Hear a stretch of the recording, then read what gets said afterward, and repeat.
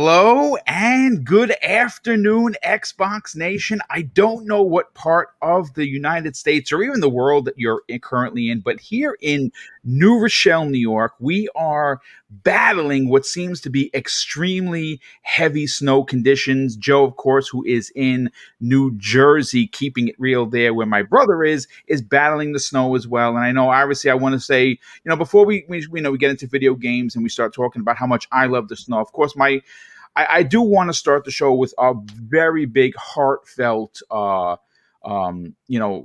real talk kind of a thing. If you are in Texas, you are dealing with some very, very scary situations. Not only has it snowed for the last 3 days in Texas, which is unbelievable, but those poor folks are without power, and there's water, there's frozen pipes breaking all over the place. And obviously, if you are in that region of the United States, of course, our entire panel's heart goes out to you and your family, and hopefully the warm weather will hit you sooner than later, and you can get back to being normal in Texas, because obviously under 30 degrees in Texas, it doesn't seem to work. And I don't think anyone was ready for it.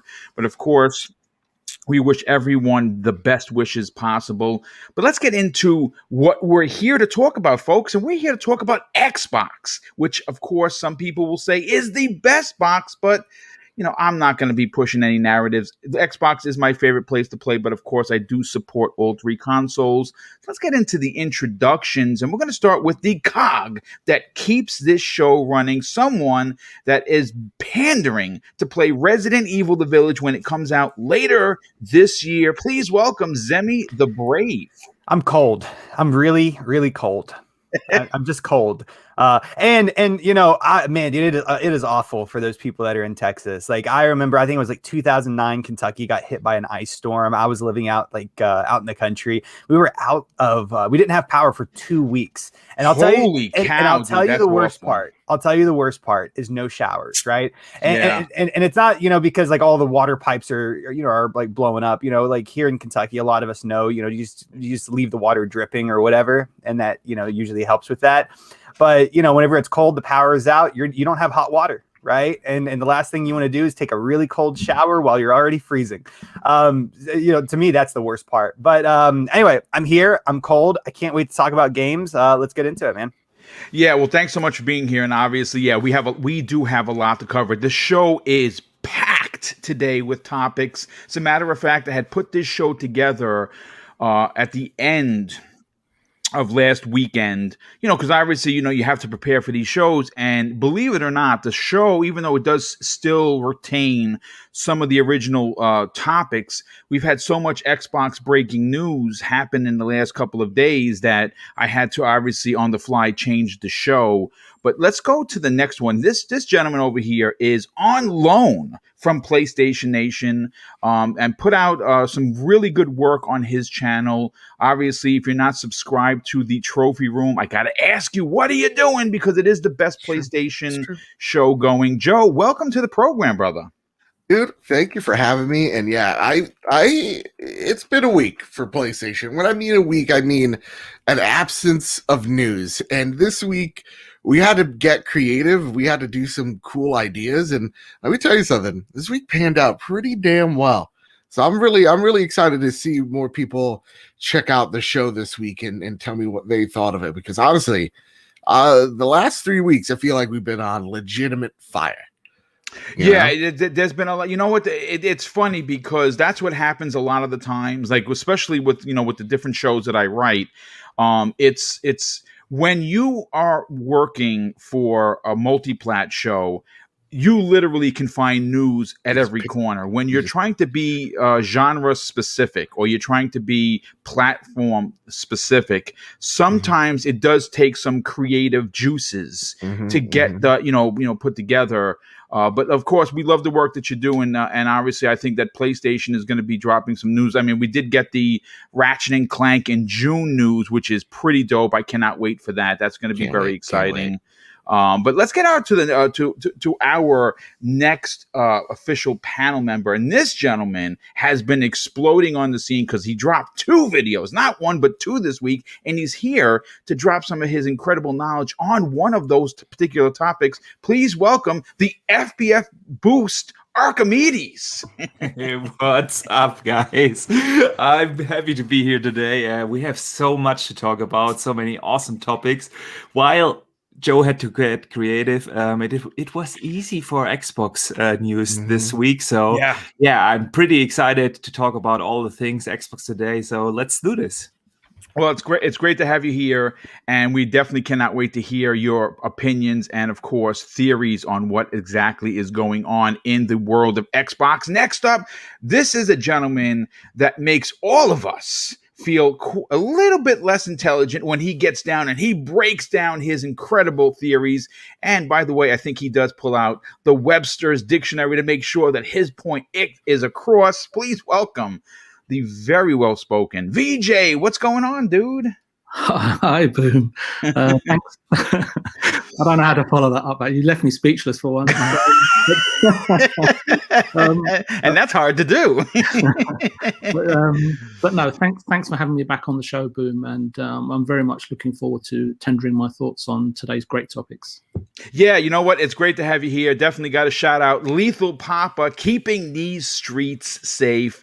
Obviously, walking silently like a ninja, but carrying a very big band stick. A couple of folks, as we know, we wait for everyone to file in here. A couple of shout outs. We got Daniel Hayes in the chat. Smitty Smith, my brother, bringing us back to church once again. Game Genie Prime, Ice Cold, Painkiller, Anthony Chipmunk, CMBR, Casket Repair, the winner of the PlayStation 5 Digital Edition last year. Hopefully you were enjoying your console, brother. Crispy Rambo. We have so many awesome people here. I want to thank you. And of course, I will individually welcome you like I always do in the chat. But I want to, and obviously there is someone missing. 3-Bit is not here as of yet. I didn't get a message from him. He might still join us, but until he does, I want to go to topic number 1. And this one, as we wait for people to kind of file in, we're gonna throw a little bit of a softball here. This week, Microsoft found it in their good graces to stealth drop the new wireless headset, Bluetooth wireless headset that dropped for the price of $99. And folks, just like many of their devices, whether it be a controller or an actual console, it sold out with the quickness. The question that I have for the chat and, of course, the panel is, did you get a chance to watch the trailer, which I'm going to play in just a second as we get to Zemi Games, but did you get a chance to watch the trailer? Did you enjoy it enough to pre-order it? And more than that, we were able to find a pre-order. So Zemi, we'll go to you first. And while we do that, I'm going to bring up, of course, the wireless headset drop from Microsoft. Okay, listen, now when talking headsets, I don't normally use headsets for every game.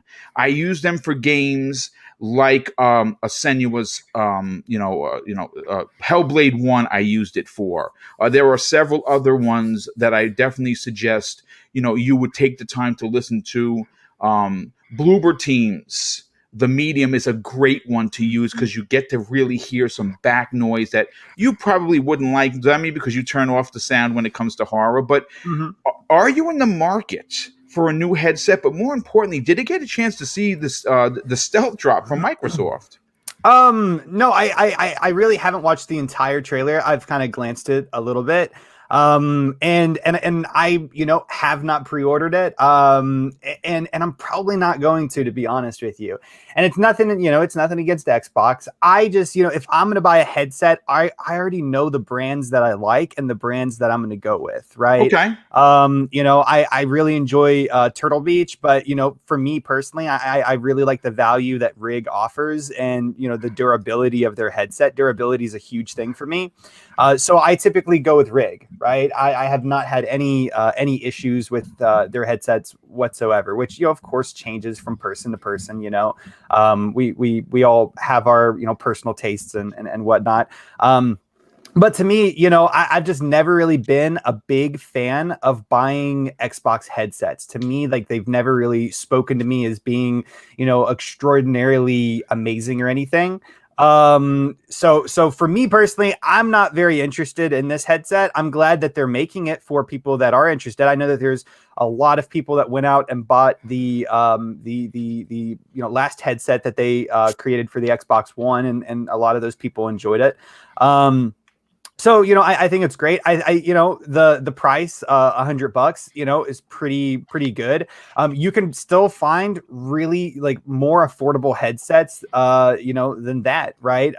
You know, they may not have all of the features or the quality or whatever, but you know, a lot of gamers, they kind of, you know, like to cheap out on their headset, and so, you know, $100 price tag isn't bad, but it's not, you know, the greatest that it could be either.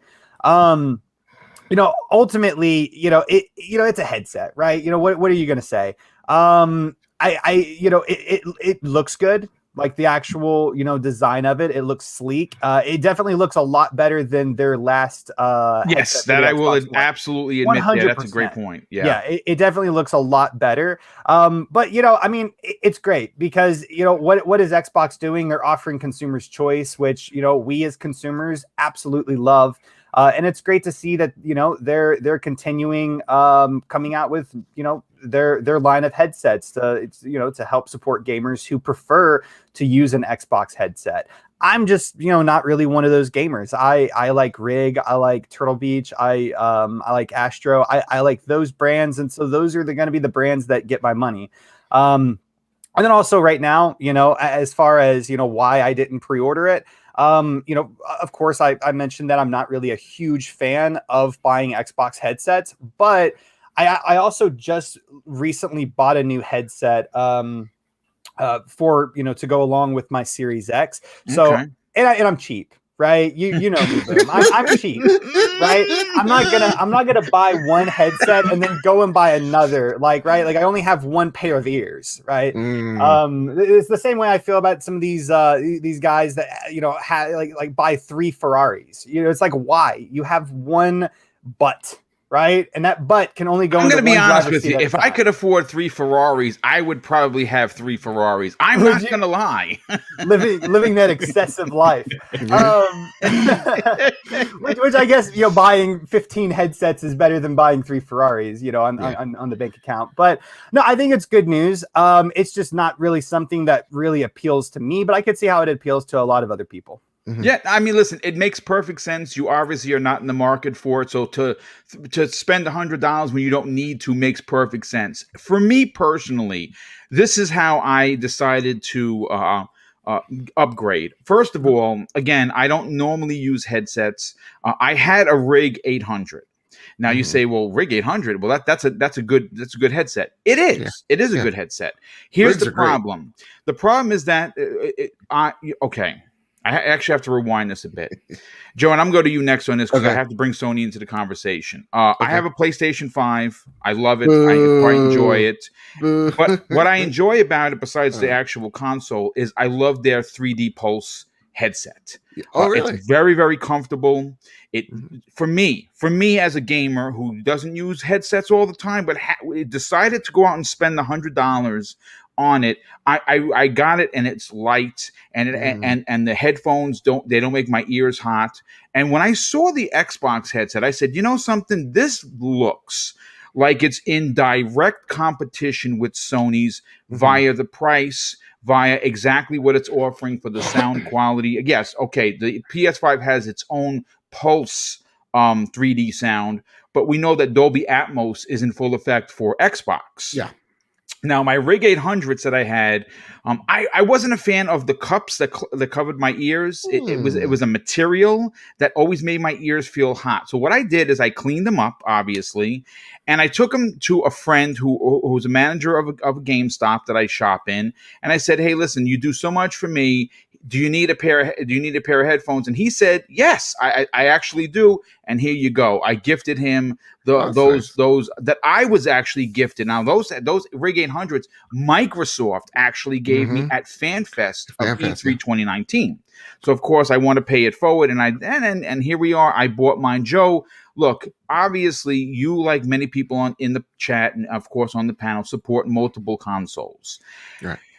You understand now. You have your preference as to what headphones you like. I don't know if you're as big a fan of the 3D Pulse for the PlayStation 5. These look very comfortable. They're very light. The Xbox ones. They seem like they have that material that's going to slide on my ears. And I shouldn't really say ears as much as I have, because we're going to have a visit from Mark Cerny any minute now. He's going to run in here. Yeah, yeah. He's going to If you chop say it our more ears than off 3 and then be times. out like a serial Yeah. killer. So he's already like he's hunched stalking. down like over a body and just like I heard ears. yeah, I get it. So Joe, listen, where do these new headphones for you fall on the interest line, so to speak? So I'm going to show you something. These headsets I've had, I'm going to take them off so I won't be able to hear you. Okay. I've had these headsets, these just PC ones, since I started podcasting back in like 2016. That was a way long while ago. Look at how worn these things are.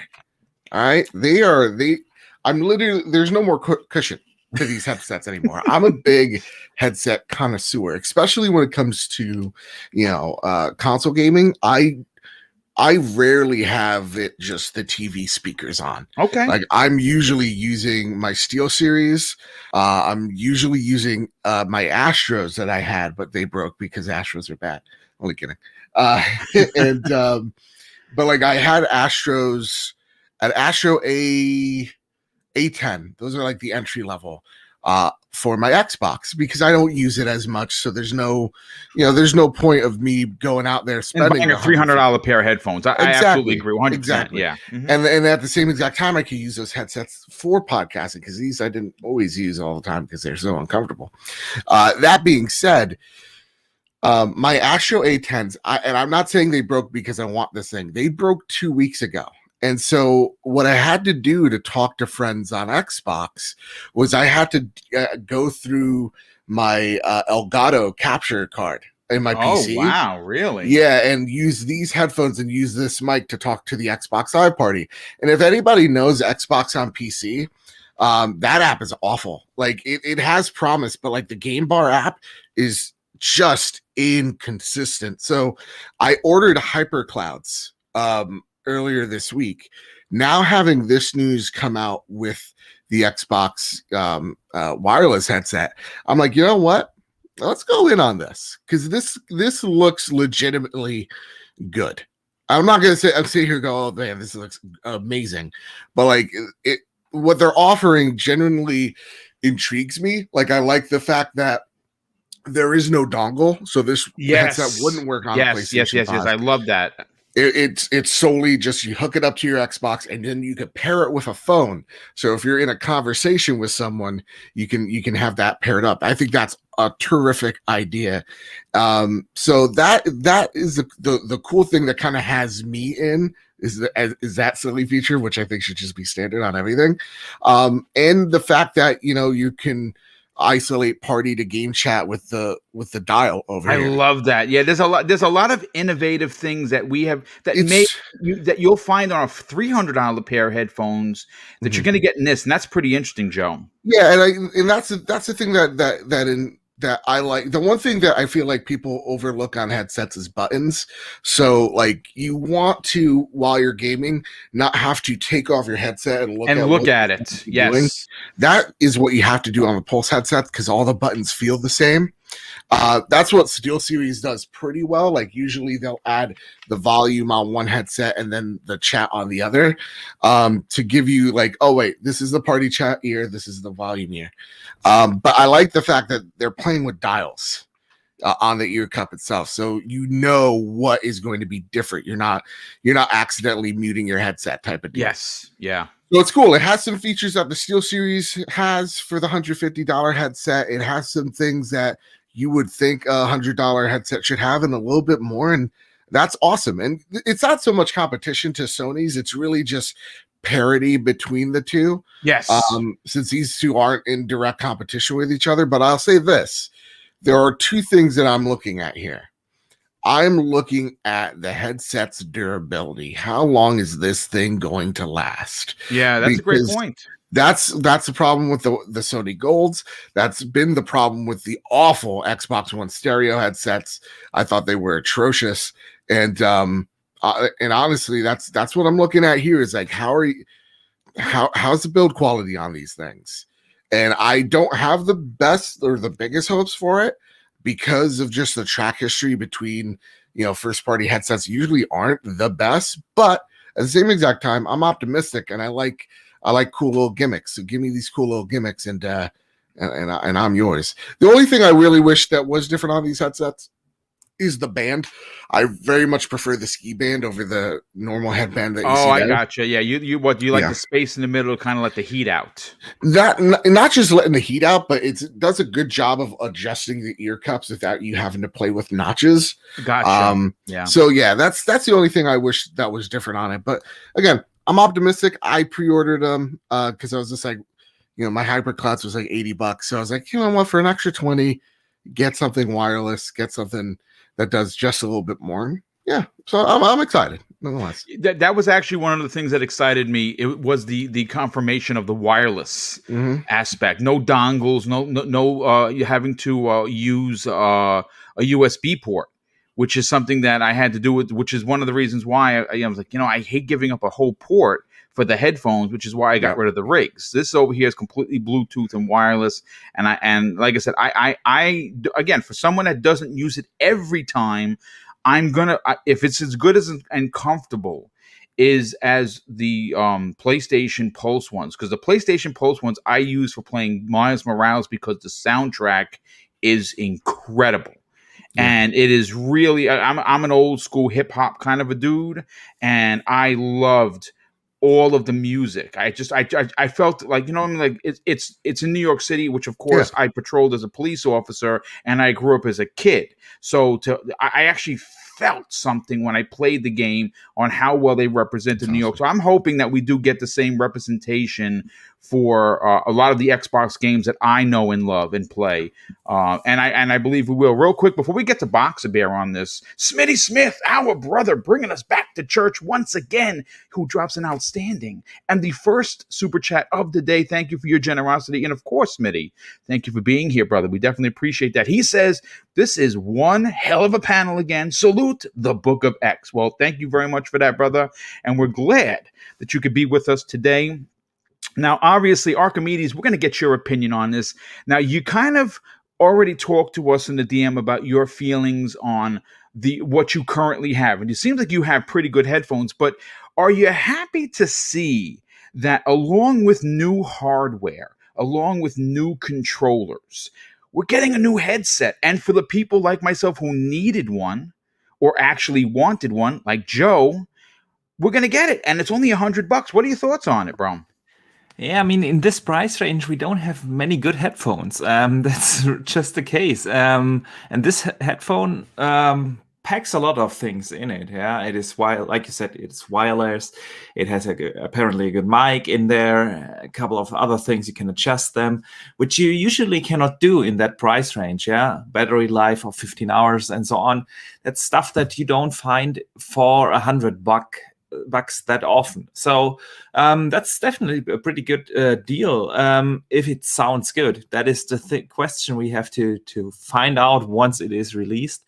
I'm not getting it. I have an Astro A50 for my Xbox. I have a SteelSeries 7P for my PlayStation. So I'm covered. But I get that a lot of gamers do not want to spend that much money for a headset because they probably prefer just to play with speakers or whatever and a sound bar or something like that. And then, this is definitely looks like a good deal to me. In the end, we have to judge a headset by mainly two things. That's first of all, of course, the sound, and then by how comfy it is.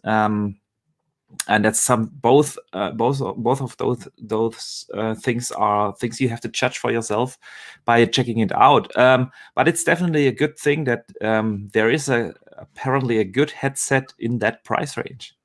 Yeah, no, and it is. What again? It's one of those things that I love seeing. Sony did it first with the Pulse 3D headset. Now Microsoft is getting in on the game, and here's the thing. I know that over the years, Steel Series and A50s and many other peripherals people like and enjoy because they're quality. For me, I've always been a fan of first party stuff. Like I would never go out and buy a second party controller. That I just wouldn't, because I enjoy Microsoft's quality. And if I was going to buy a second party controller, it would be something that, obviously would be a little expensive. That's why I stick with the Elites. But VJ, let's get your opinion on this. The new headsets drop out of nowhere. And of course, like many things in video games, it's sold out immediately. Now, I don't know if that's because they didn't have enough pre-orders or the want on these were through the roof, but they did sell out pretty much everywhere. My brother was unable to get a pair. He said, I'll wait and I'll pick it up. And sure enough, it was sold out. Are you interested in what Microsoft is putting down? I think hardware sales are always going to be critical for a traditional console manufacturer. Since we've discussed on the show, software and accessory sales are where the true profits lie. I did a quick check before once I got your topics, and it was interesting to see that the video games accessory market, consisting of pads, steering wheels, and headsets, last year alone was worth something like 2.2 billion. Yeah, it was ridiculous. Yeah. So to Archimedes' point, he reminded me of something that happened to me last November when I got a Series X. I was looking for a $99 headset, and since I've sort of traditionally bought HyperX headsets, I naturally gravitated to their website last year, since they offered licensed Xbox headsets. And like you, Boom, I'm always wary of third-party accessories. I've just got a history with those. But all I could see on the HyperX website was a $25, $40, $50, $70, and $160 price point. At the time, I recall asking myself, why is there no wireless headset being offered $99? Surely everyone's missing a trick here. The $99 sweet spot for me, I'm speaking for myself in terms of my price range, you can see now with what's happened, has been strategically reserved by Xbox from time ago. And they've given themselves a wide berth in terms of a captive price point, since nothing else officially branded or licensed comes close or in proximity or in the vicinity of the $99 retail price point. 17 as 160 are your other options. So it's pretty smart if you think about it, because there's no self-cannibalizing issues from a business perspective, and it's advantage Xbox and first party. It shows me that Xbox are taking accessories and thus profiteering potentially from said division, the accessory division, and they're taking it very, very seriously. Now, in a previous life, I've worked with Redmond on Xbox headsets as a third-party licensee. I can't talk about specifics due to my contract with MI5, as people like to say. Anyway, from my experience, if you don't conceive, design, engineer, and execute the proposed product to Xbox correctly, the QA division is pretty ruthless, and they will kick them out of testing and call you to tell you the problem, and you're urged to swiftly sort of rectify said issues and run it through your own QA before even submitting again. Basically, don't waste their time, because every time you send something, they're having to pay somebody to test your shit, right? Basically, and they don't want to do that. So that's in my experience, at least. Xbox, for me, are very detailed and strict in their development QA and feedback process loop, and thus ensure that third-party licensed and approved accessories, of which there are few, are indeed of the highest grade and quality and befit the brand and any products associated with them or it. So the Xbox, to Mr. Bad Bit's point, perhaps, because I know he's a little concerned. Hopefully, such rigorous measures have been imposed on first-party products as well, internally, and I think that's the question that he has. And I do recall working with Who, and they specifically used German companies to design and develop certain key chips or chipsets for exclusive use by Xbox, and they were required uses once authorization had been given by licensees. You can't go out and buy your components higgledy-piggledy. So Xbox at the time only used or implied the specific use or the highest quality vendors to supply other necessary components from a given for a given product, typically Taiwan and not initially from China-based vendors, and unless it's plastic or fabric or something that is known and sort of respected, and if not an unofficially approved vendor or run-of-the-mill commodity. I mean, I could discuss the ins and outs and reasons why for time to till tomorrow, but it's probably irrelevant, uninteresting for most. But suffice to say that I have a third-party headset, which seems like these days a customary prerequisite acquisition for anyone purchasing a console if you're a gamer these days. So I think that Xbox do plan to sell this product in the millions, and from time to time I feel I don't know if there will be sort of, in terms of the third-party headset that I've got, there are still unpredictable issues. So at the end of the day, I'm a little bit perturbed that these headsets are only announced now and weren't back then, because I probably would have bought. But in summary, look, at the end of the day, Boom, the fit for purpose, price, affordability, since $100 is still expensive for many. Let's not forget that. Comfort, yeah, absolutely. Comfort and the sound a headset emits is all dependent on your financial situation, and obviously it's also very subjective, right? Depending on, like you said, how your ears are built and so on and so forth, and each to their own, as I say. But looking at the specs, Boom, this is an important point. I think I don't feel, from my recollection, that the tech has moved on in the last decade. If anything, components have been refined and are far cheaper, and nearly, you have nearly fully automated production these days compared to back when I was in the game, and sort of manufacturing and fabrication and assembly costs are considerably down these days.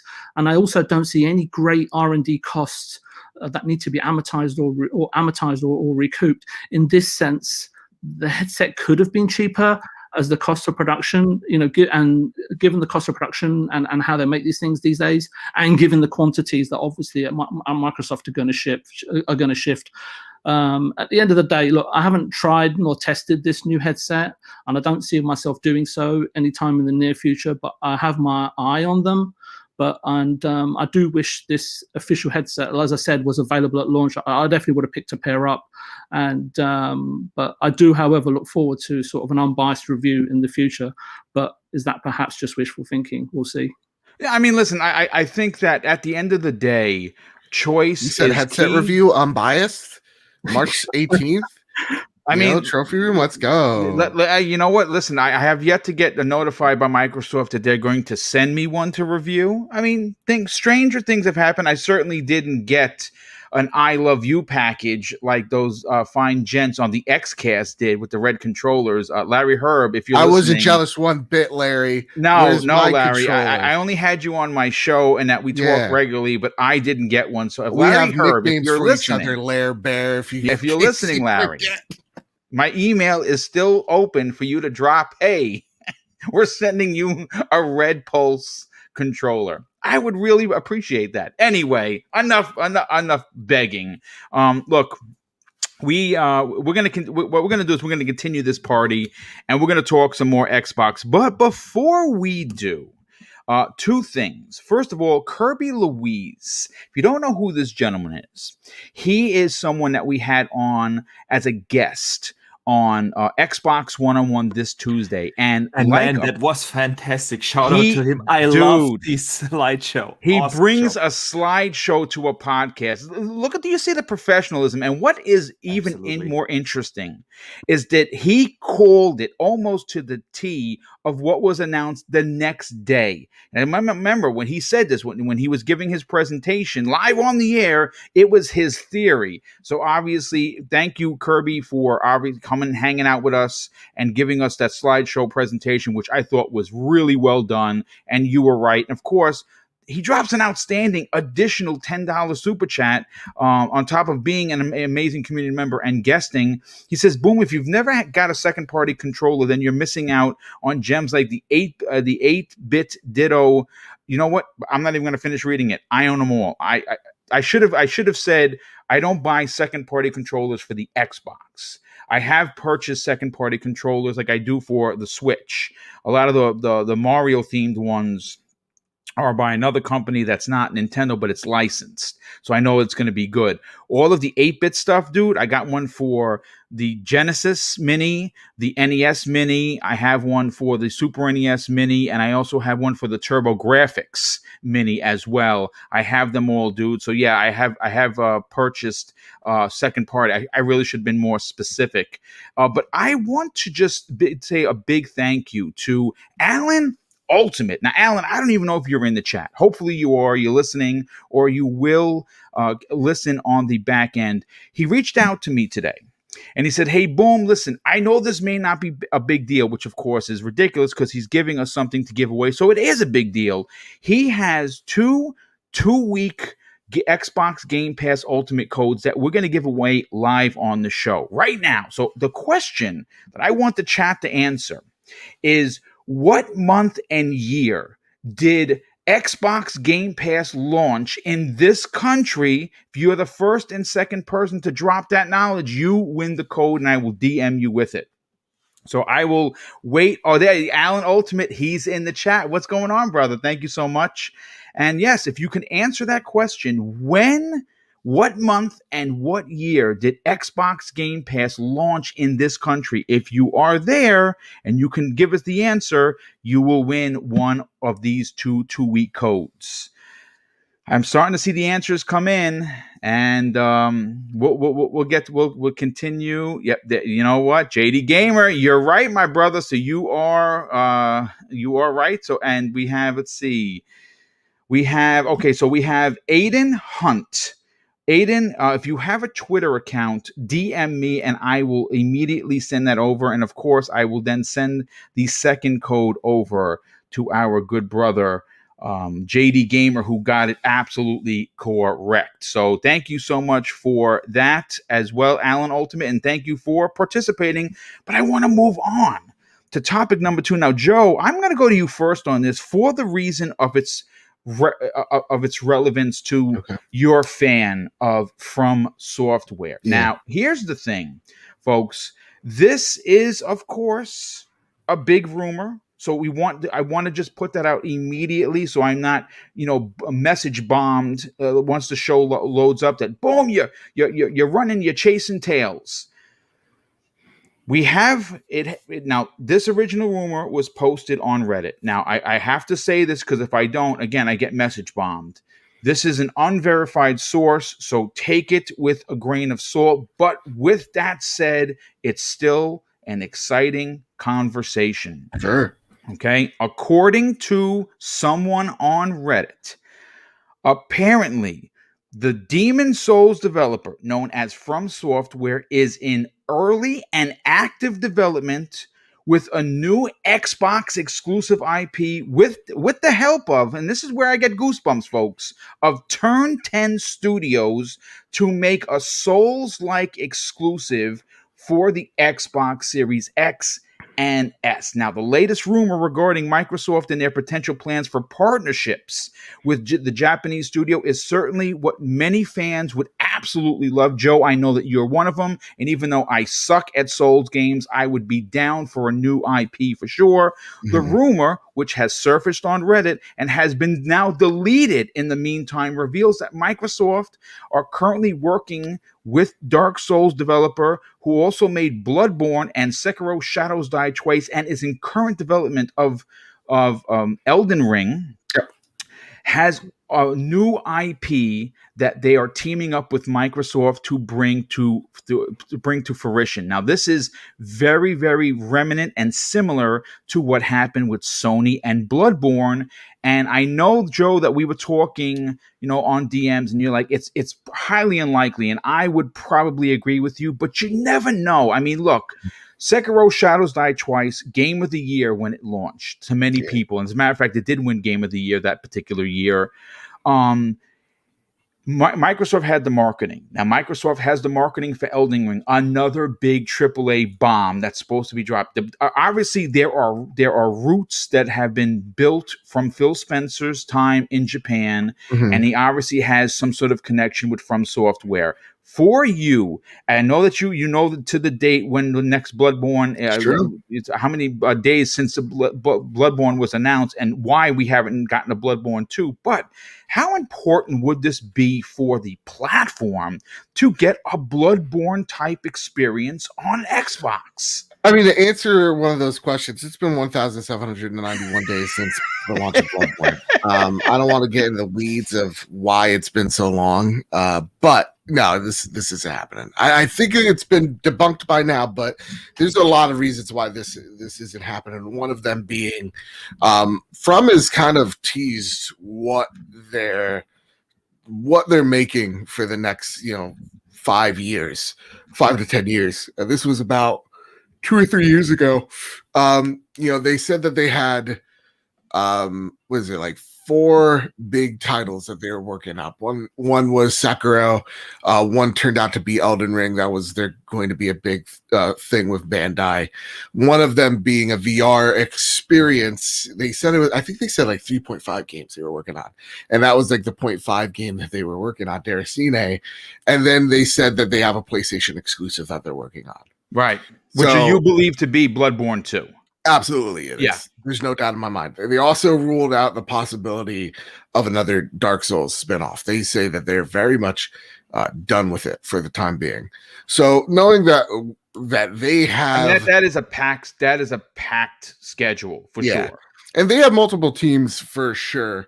But just by the roadmap that they've put out, it's nah. I mean, would it be cool? Absolutely, it would. But I think the one thing that kind of highlights to me is I would love Microsoft to have a PlayStation, a PlayStation Japan like studio where it's a known support studio that helps support second party titles, helps support other first party titles in their portfolio. And also, when it comes to like Turn 10, I'm like, that's not them, because we know that they're working on Fable. We know that they're working on, Forza. So it's a big pie in the sky. Would I love to see it? Sure. I think From is one of the hottest developers out right now. And they're have become a huge development studio / publishing studio. So, it's just a no. I mean, listen, again, all the roads lead to dead ends for me. Yeah, I mean, listen, and I absolutely agree. I mean, we're going to start hearing, and I think actually start seeing, in the next 6 to 12 months, what all of those visits to Japan did for Xbox. I think we're already starting to see some of that come to fruition with some of the timed exclusives that they have. Yakuza 7 and the entire collection being on Xbox Game Pass.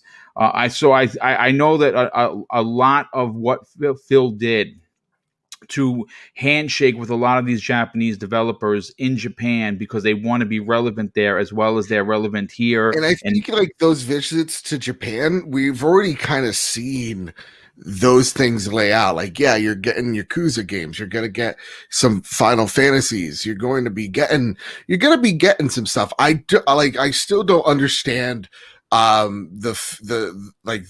guess the fantasy that some people want, like Microsoft to go buy out a Sega or go buy out a Square Enix, because like to get this you don't have to buy those companies. Right. Those studios you can make deals with. You don't necessarily have to purchase with Square Enix. Like, you could go over to a Square Enix and say, hey, could you make me a first party game? And they'll go make it for you. Like, you see that with PlayStation a lot with them, and you see that right now. Like the Triangle Strategy, Octopath Traveler, just a name too, that they're working on solely with Nintendo. Like, you could make those deals. I think people, ever since Microsoft got to the acquiring game, have like this fantasy list of what studios or whatever Microsoft needs to buy, and it's like, you don't really need that. What you just need is good partnership. I think partnership means a lot more than just acquisitions. So like, go over to Sega, go over to a Capcom, tell them to go make you another Dead Rising game, like stuff like that. Like you can do those things in Japan. I don't think you Like, how awesome would it be? You go over to like, like a Square and go, hey, could we make a Lost Odyssey remake? Could we make a Lost Odyssey too? Because this is something that's a cult classic here. That'd be really awesome.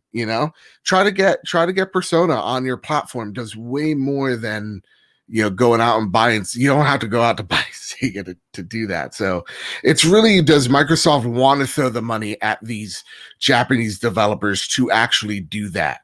Or do you want to just get the most popular ones like your Kingdom Hearts, your Final Fantasies, Yakuza, debatably? Like, maybe that's it.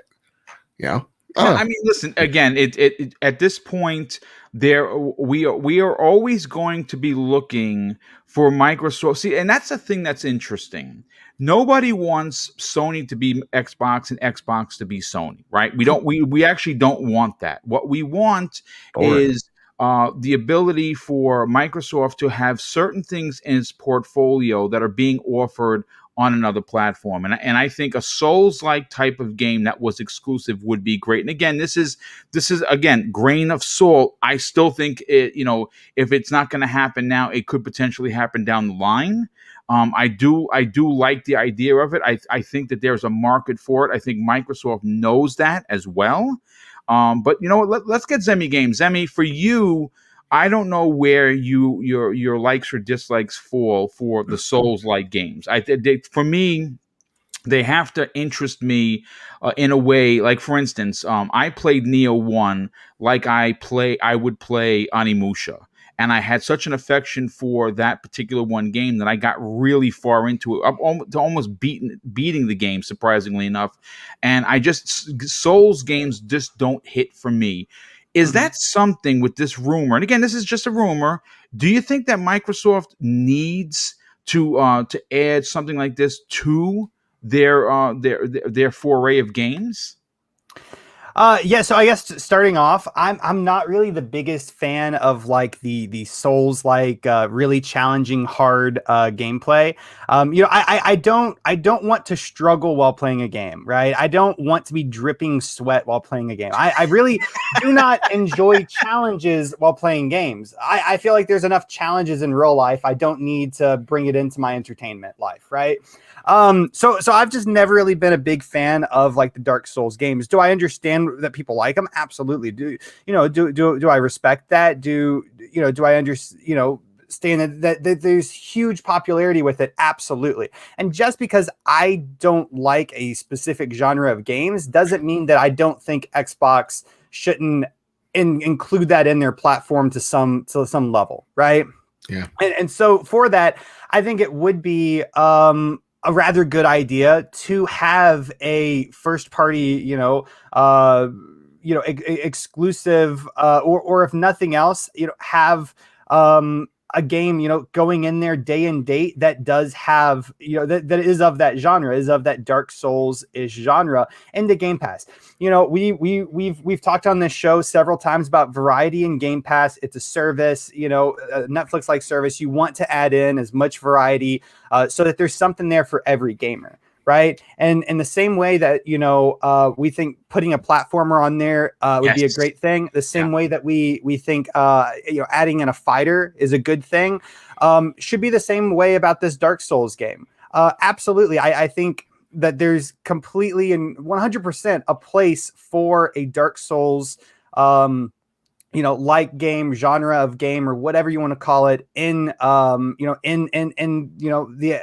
Xbox lineup of games, right? To go into Game Pass to help sell the service even more to people that are really, really into that type of thing.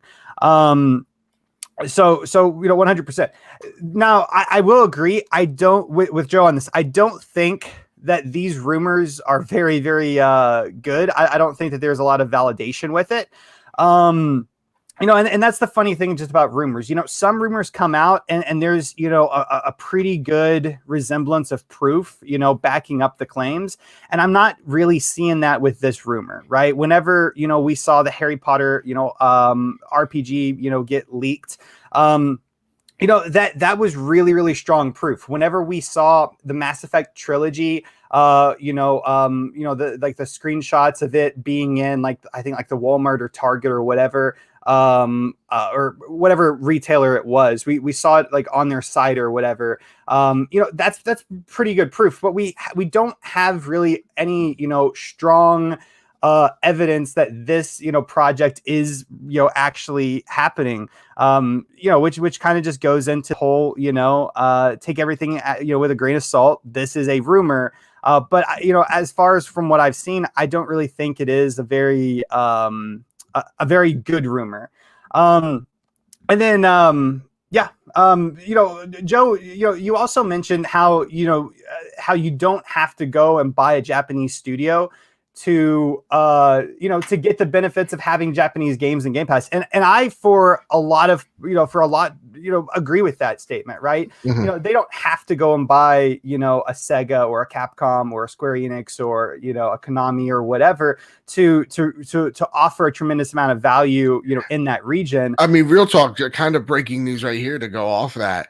Konami has outsourced a Silent Hill project to a quote unquote a prominent Japanese developer. Reveal is this summer. It comes from the Video Games Chronicle that debunks the rumor that Bloober Team was going to make Silent Hill. And actually, this article goes into depth, going actually they're going to go to Supermassive. Supermassive pitched them something. That game didn't fall through. Looks like someone now has it. Rumor has it that's Sony, right? Right. And well, I mean, I think that we kind of that's I actually just got an article that I pulled literally, minutes, potentially 60 seconds or so before you, and it says here, Bloober Team hints it could be working on Silent Hill, but it's not the only one. Apparently, Medium developer says its next game is based on an existing horror IP from a famous publisher, and that's coming from one of the heads of Bloober Team. Yeah. So that's not actually a rumor. So again, we don't, you could wheel and deal. You absolutely can. I mean, you absolutely can. And that's something that, hopefully we see Xbox doing for sure. Right. But there's more than one way to fix a problem. Right. And, there are, definitely advantages to having, hiring out, Square Enix or whatever to create, you a first party game. There's advantages to that, but there's also advantages to creating, founding, or just purchasing, building up your own studio, your own, studio that makes Japanese games, in the sense that, you can kind of control the quality a little bit better, I feel. But also you're not, a big, second, third party studio has a lot of different projects, and you may want them to make you a sequel to a game, and they may not be interested in making that type of thing. Right. So, I mean, there's definitely problems that come up with, having a game being made, via second party. That is kind of excluded. It's funny you own the studio. It's funny you should say that. Back and forth thing. Yeah, a lot of people in the chat are absolutely agreeing with you, and that's exactly, as a matter of fact, Pixelbit G, generous friend of the show, Zemi, he drops an outstanding $2 super chat and says Microsoft should focus on buyouts. Deals have failed them in the past, and that's exactly what you're talking about. As a matter of fact, JD Gamer focus on buyouts, because if deals haven't worked for you in the past, how is buying a whole studio? That is one mega deal. Honest to God, no. But the thing is with that is that if you buy the studio, you control the studio. You can hire, you can fire, right? Yeah. You can't hire or fire with Microsoft doesn't want to change. Microsoft does not want to change cultures of studios. What you're suggesting is Microsoft literally buying and controlling and telling and dictating what that studio's culture is. I think VJ could back me up on that. Is that buyouts are a very complicated process, and you have to ensure your employees that things are not going to change, that things are only going to get better. And Microsoft's whole thing is like, we're being laissez-faire. We're letting these developers do what they want. Right. Sure. And we have not seen, and as exciting as like we're seeing like Bethesda's buyout, whatever, we haven't seen the fruits of that labor come to fruition. buyouts are a huge deal. If deals have not worked for you in the past, something is wrong there. There's been a communication Well, no, issue that you need to well, fix. you know what? To be fair, I think what people are talking about, Joe, is not current Xbox. You see, you got to understand when these deals that they're talking about fail them. I.e., someone in the chat basically was talking about, well, look what happened with Rise, Son of Rome. Right. That deal failed. That deal failed, and you know you can consider Quantum Break. They didn't do an Alan Wake proper Alan Wake 2, right? Or Sure. a Quantum Break 2. These deals, the one with the dragon with Scalebound, yeah. Scalebound Rip. failed. This was a much different and different Xbox then. This is Sure. the difference now is Phil's in charge, and he Right. takes all of the minutia of running this to make sure that everything is proper.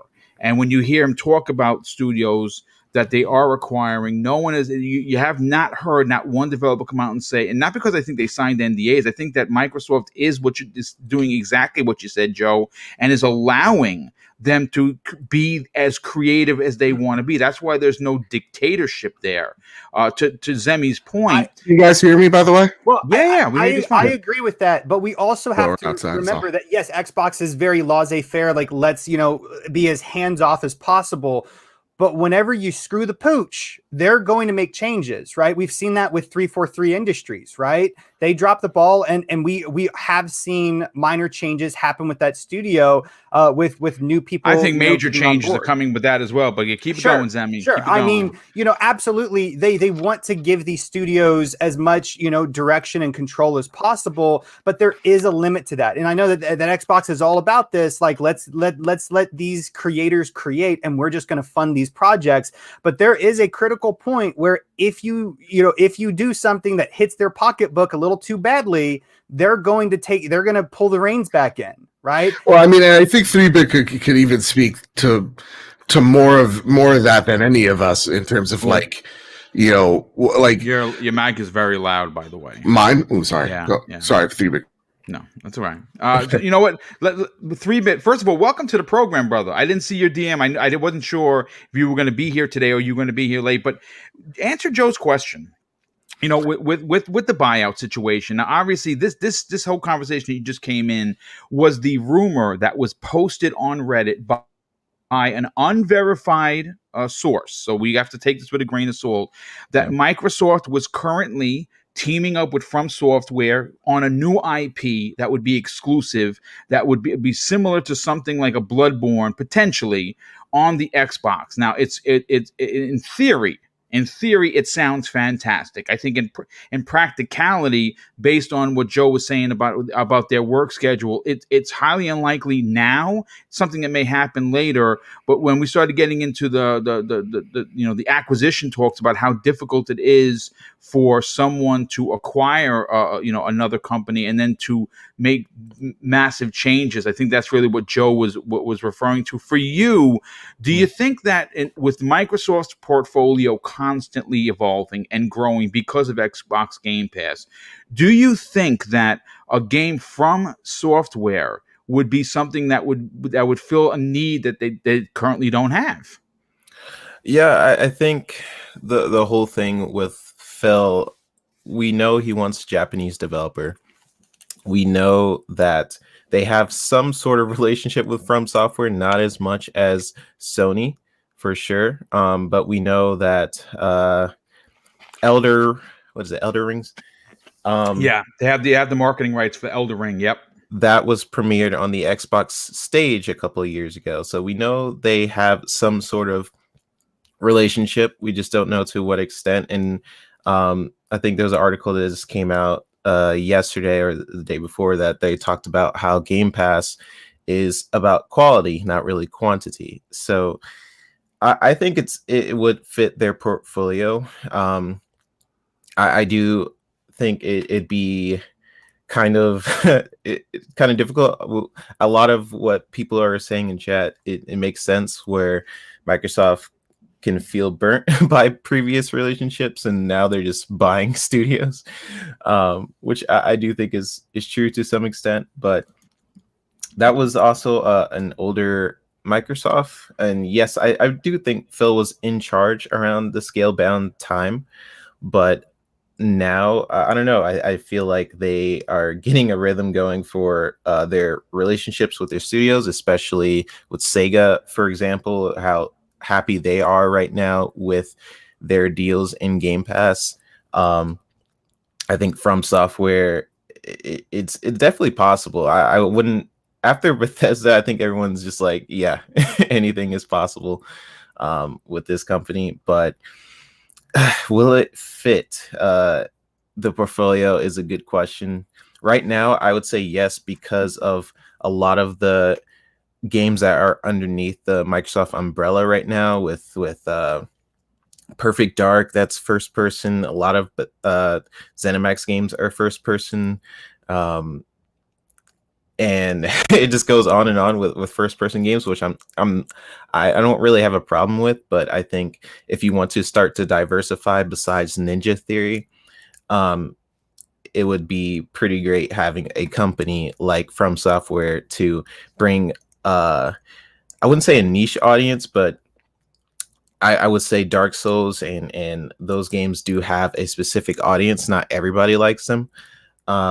Some people want more of that, I guess, casual hack and slash experience and not want to die every 2 seconds. But yeah, I think it does tackle a loyal fan base to some extent. I think Phil's looking at that, and it's definitely something that could be. So, I mean, again, it's a rumor, and they do have a good working relationship with From Software.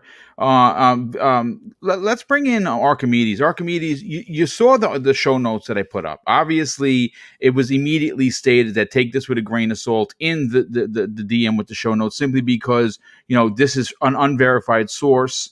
And we have to be real careful about giving too much credence to something that seems a little unlikely. Though for you, going off what 3-Bit just said about how Microsoft is going to have a lot of first-person shooters in their lineup for first party, it would really be kind of cool to have a Demon Souls / Bloodborne experience on the Xbox as an exclusive.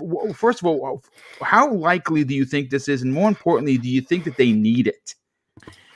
Okay, I'll start with how likely is it. I'm totally here with Joe. We know about the schedule from Software. They are quite busy, and I don't see where they would fit that exclusive Xbox game in the next 3 to 5 years. Yeah.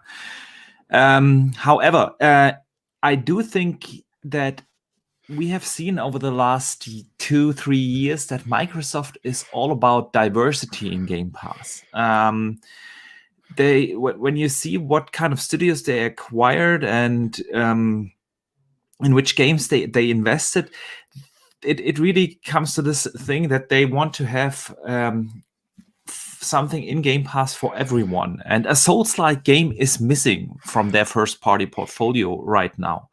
I mean, of course, we don't know every game that is in development, but from what is announced, and we have a pretty good idea about 15 to 20 games that are coming from the Xbox Game Studios. There's no Souls type of game, and solely for that reason, it would definitely make sense. About the point from 3-Bit about third person, I'm 100% with him, because that is actually contradicting what I said earlier, that they are about diversity and they have quite a lot of first person. Yeah. We also from Obsidian, for instance. Yeah. They have games about Outer Worlds and so on, all first person. And I don't have anything against first person. Yeah. I love to play first person games, but I'm also up for diversity, and the third person hack and slash would definitely make sense, and I would love to play that. However, I'm also in that ballpark where I say, as fun as the Souls type games can be, they are definitely not for everyone. I agree. And if you want to grow your brand, the question is, if you make a second party deal and let a developer develop an exclusive for you, you want to have that game appeal to the masses, because it costs you a lot of money, and in the end you want to have that revenue come back. If it's not direct revenue, it's via subscribers to Game Pass. But yeah, the question is if a Souls type of game is that type of game. I want to close my thoughts with something you guys discussed earlier about Xbox failing with second party partnerships. I don't know where people get that from, to be honest. I have seen only one game that failed, and that is Scalebound.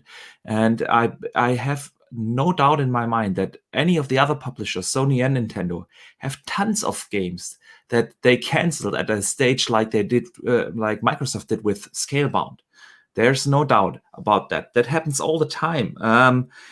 The thing is, most of those cancellations we don't know about, or Right. won't ever hear about. That was the difference. But Quantum Break was a success commercially, as well as the game itself was a good game. Rise is still beloved by many, and who doesn't want to Rise 2? Then we have other games, smaller games like Recore, which were actually great. They weren't developed as a AAA game, but those were great games. Or Sunset Overdrive, an amazing game from Insomniac. So I wouldn't say that they fail at those second party deals.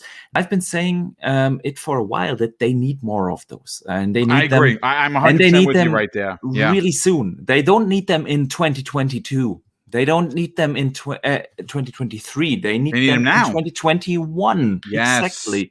Because in 2022 and beyond, we know that this constant stream of Xbox first-party content from their 23 studios is coming in.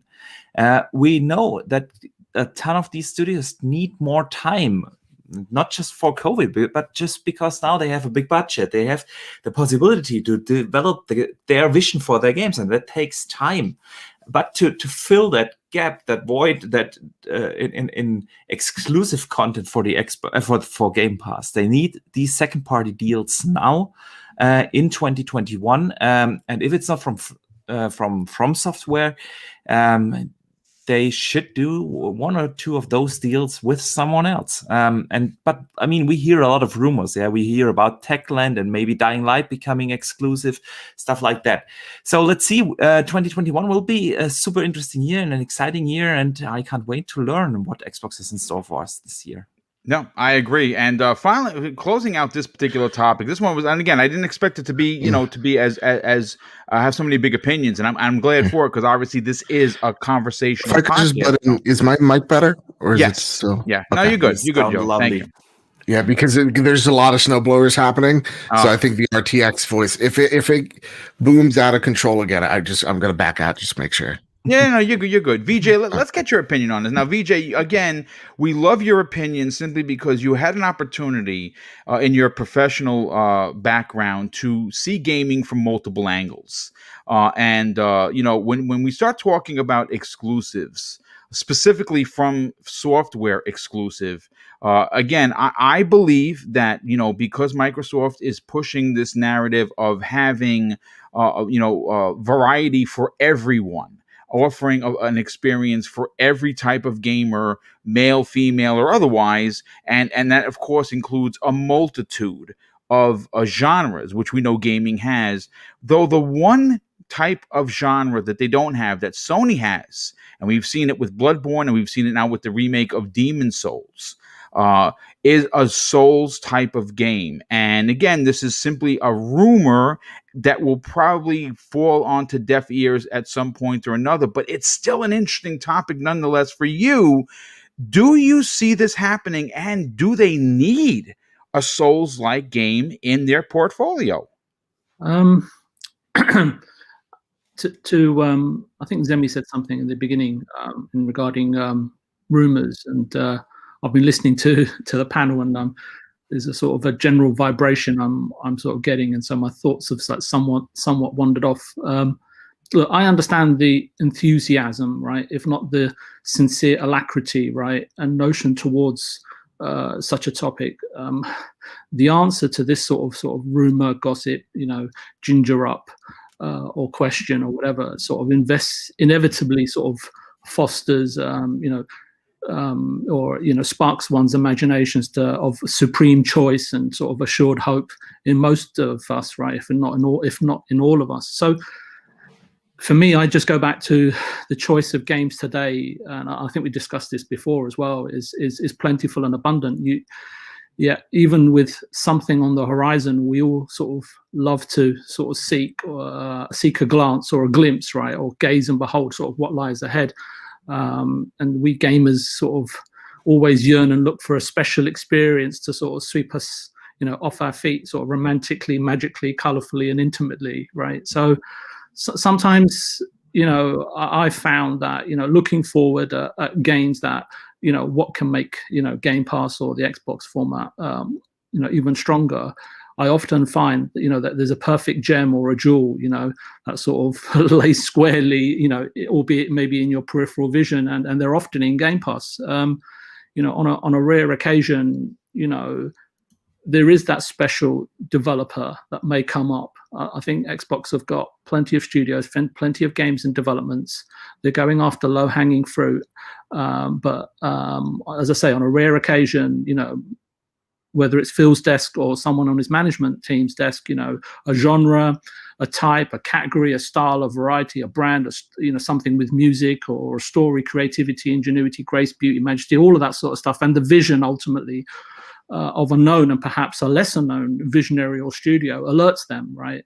And perhaps that's these whispers that we're hearing about from software and the tidings that may bring for and grace the Xbox format, right? Being a case in point, and of course something like that, if it does come to fruition, is going to take front and center stage. I don't think, I have to disagree with 3-bit. It's not Japanese studios, because that's the narrative that Xboxes predominantly desire. I think it's Japanese content that they are preoccupied with, and there is plenty of low-hanging sort of fruit visibly available to be acquired. I think they've done their acquisitions. There may be another big one on the cards. I don't know. It's well within their reach to obtain another big one. But I think that now that they've done their sort of main shopping, now I think they're being smart and picking and choosing what will really define their vision for the next generation.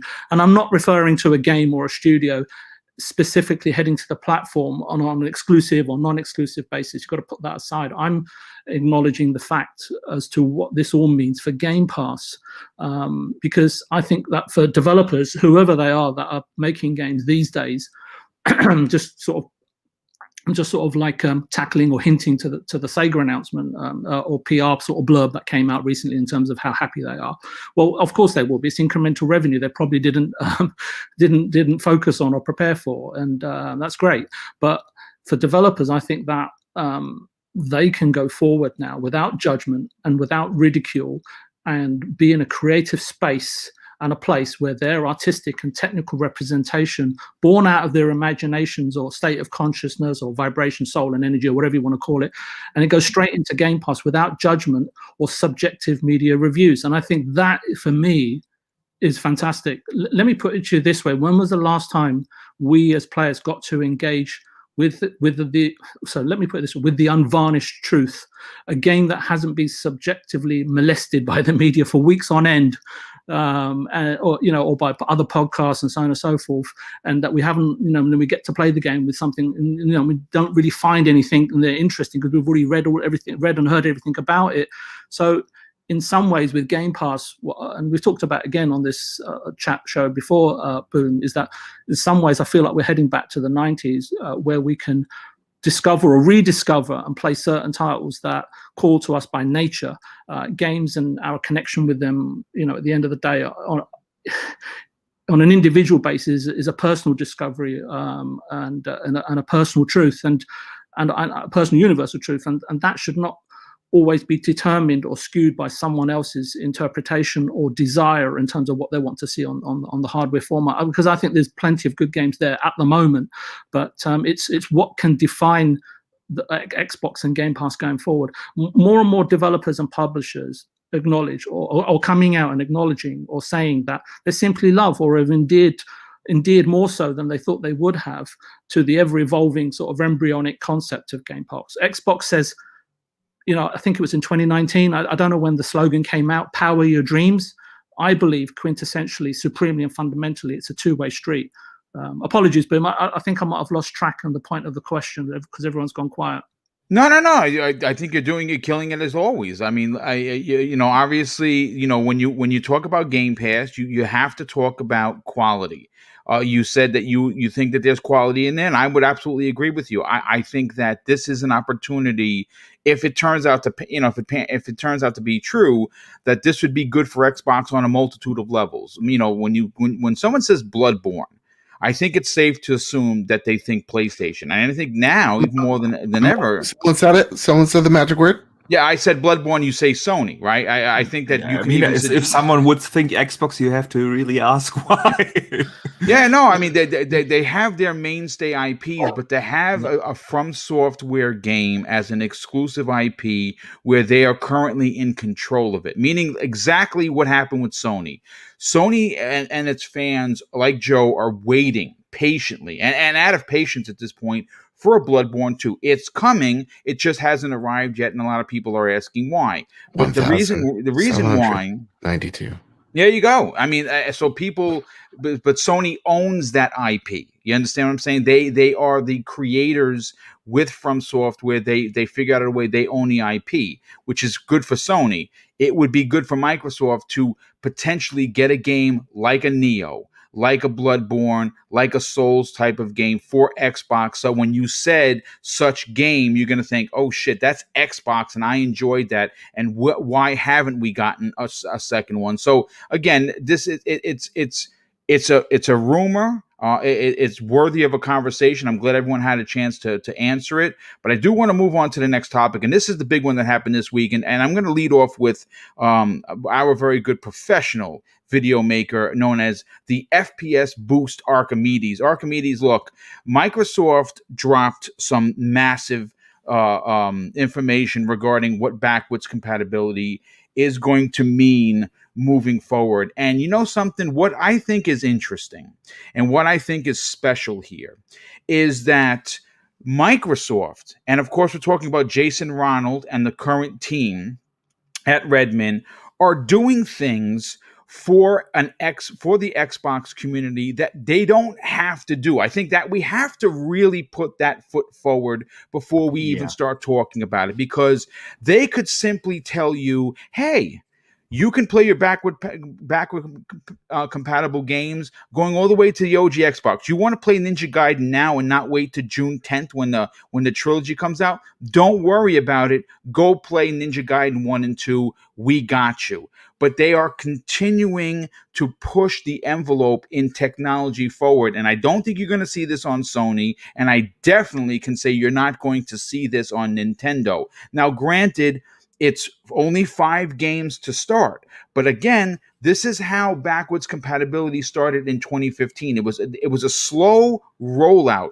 So for you, Archimedes, and someone that covered this and really has the technical knowledge to understand something like what Kirby Louise broke down in the Xbox one-on-one episode on Tuesday, they have Far Cry 4, new Super Lucky's Tale, which runs at 120 frames per second, Sniper Elite 4, UFC 4, and Watch Dogs 2, which if you missed out on Watch Dogs 2, don't. It's phenomenal. I got every achievement in the game. I actually still love it more than I even like 3.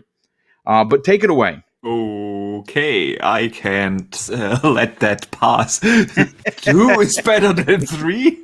I enjoy 2 an obscene amount.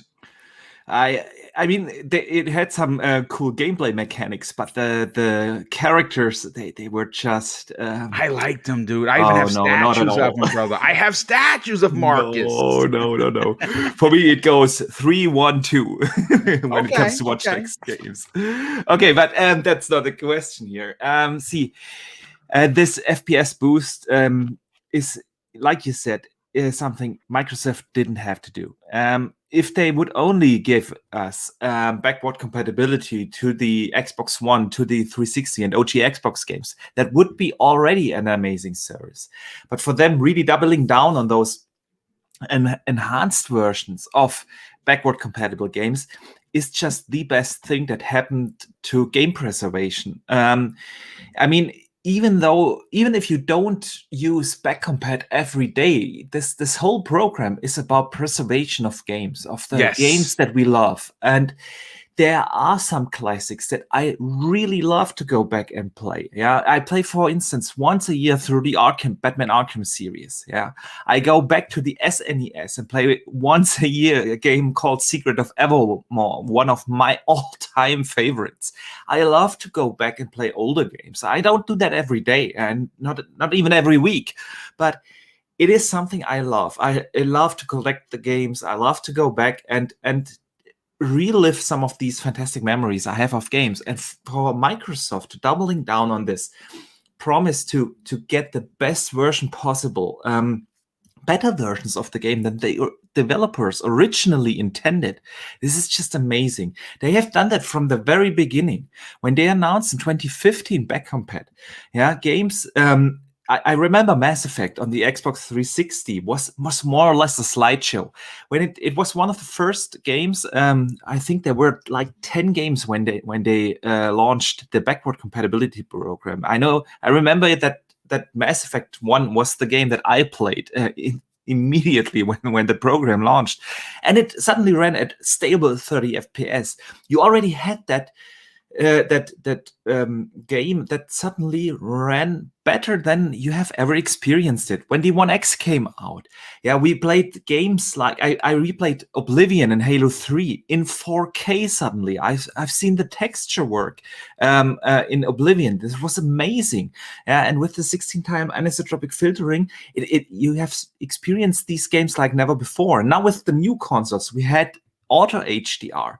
Like I said, one of my all-time favorite games is Batman Arkham City, and it's one of the best showcases for Auto HDR. That game looks amazing. And now we are getting this FPS boost. I mean, come on. We really have to applaud Microsoft for doing this. This is something amazing. It's a fan service. It is not a business case for them, probably, or I would assume at least, because I don't think that this is something that brings people into the ecosystem. It makes them stay maybe in the ecosystem, but it most certainly doesn't bring new gamers into the ecosystem. And they are still investing a lot of time and money into this for us to experience those games this way. And I am really happy about this. And I've seen a lot of the more unenthusiastic folks out there on Twitter saying, "Oh, what weird games," and it's unnecessary. I mean, these 5 games are just a proof of concept. But it's an amazing concept. And Jason Ronald said it. Over the next weeks and months, they will be adding more and more games. We won't have to wait long until new games come in.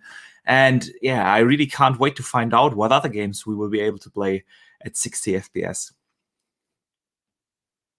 You're definitely onto something. And again, I just want to stress, folks, that this is something that they don't have to do, but because they're so passionate about giving us options as gamers and respecting your collection, it's something that you are not going to find the other developers and publishers doing. This is a Microsoft push ideology, and again, I think that they should be applauded for it. Now, Zemi Games, before I get to you, I have to catch up with some of these outstanding super chats that have come in.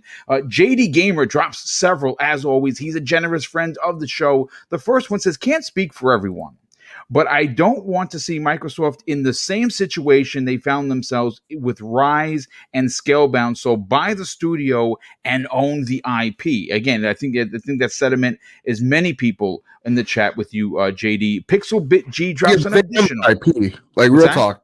Yeah. I said, like when you partner, like Bloodborne's owned by Sony, for example, right? Yeah. So when you partner it, you're literally saying, we want your development studio to work on this thing, but we end up owning this IP.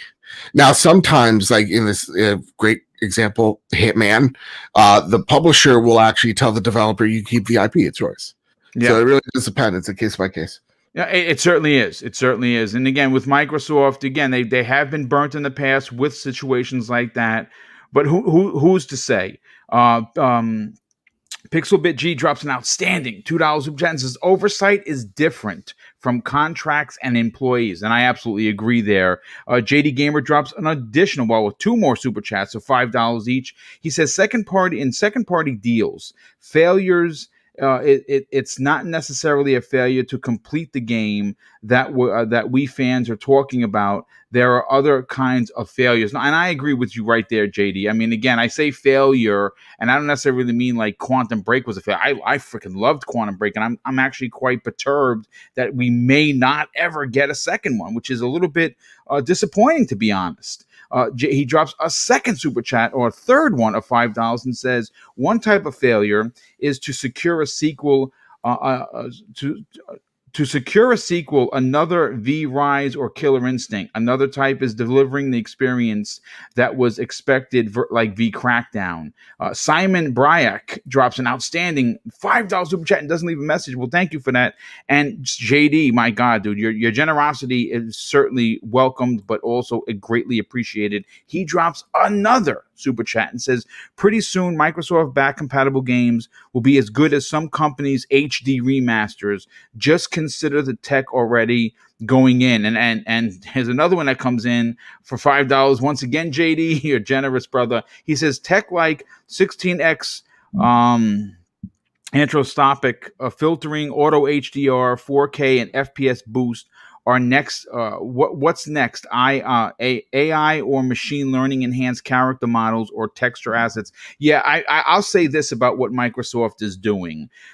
They are really pushing the envelope forward when it comes to maximizing a console in its infancy. I mean, folks, the console is not even 6 months old at this point, right? I mean, it came out November 10th.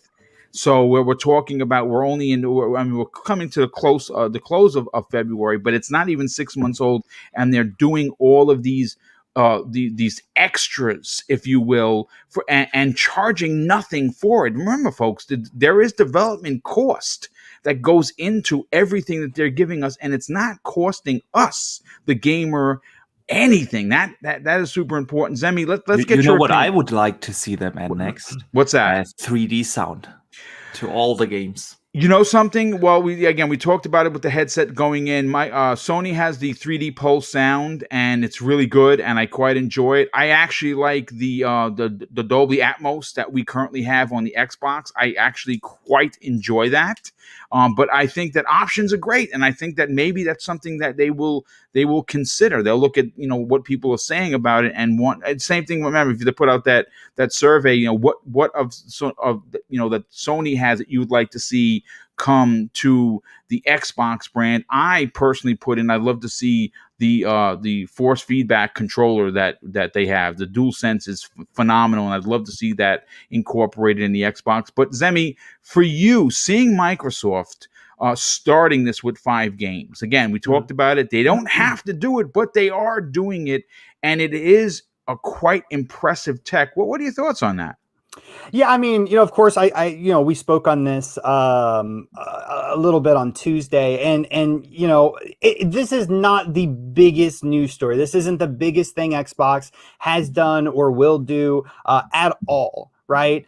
But it doesn't have to be. There, like Archimedes, said, I mean, a lot of it is, kind of fan service, right? They want to support these old games and allow them to be played, the best, way possible. and on the Xbox console, the best possible way, right? You got to remember that you won't be able to play Sniper Elite 4 on the PlayStation 5 at 60 frames per second, which is competitive, right? And it doesn't have to be a huge, big new feature to resonate with gamers, right? We've seen Xbox, and as I said on Tuesday, we've seen Xbox make a lot of really tiny, small changes, minor changes, adding minor features.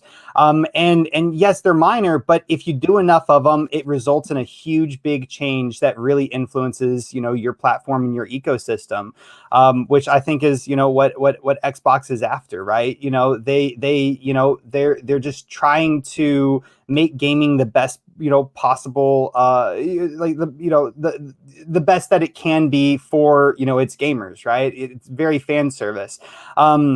And Archimedes, he also mentioned that there may not be a tremendously large business reason as to why Xbox is doing this, and for a lot of that I kind of agree. I think a lot of this is just kind of fan service, but there is an argument that could be made from a business side, right? If you're increasing these frames, if you're adding auto HDR, if you're making these games and in some way come back to life in this new generation, it's going to push software sales, right? There are going to be people who didn't buy Far Cry 4. There's going to be people that didn't buy Sniper Elite 4, UFC 4, Watch Dogs 2. There are people like that have not bought these games. And, to bump up the frame rate to, 60 frames per second, obviously, it has auto, some of them have auto HDR and these other benefits. It gives a consumer less reason to not buy the game, right? They're used to 60 frames per second. They don't really want to go back to, the old 30 frames. Like, it might be jarring to them. Well, it removes that barrier, and now Xbox can potentially sell more software and make more money. So from a business point, it does make sense.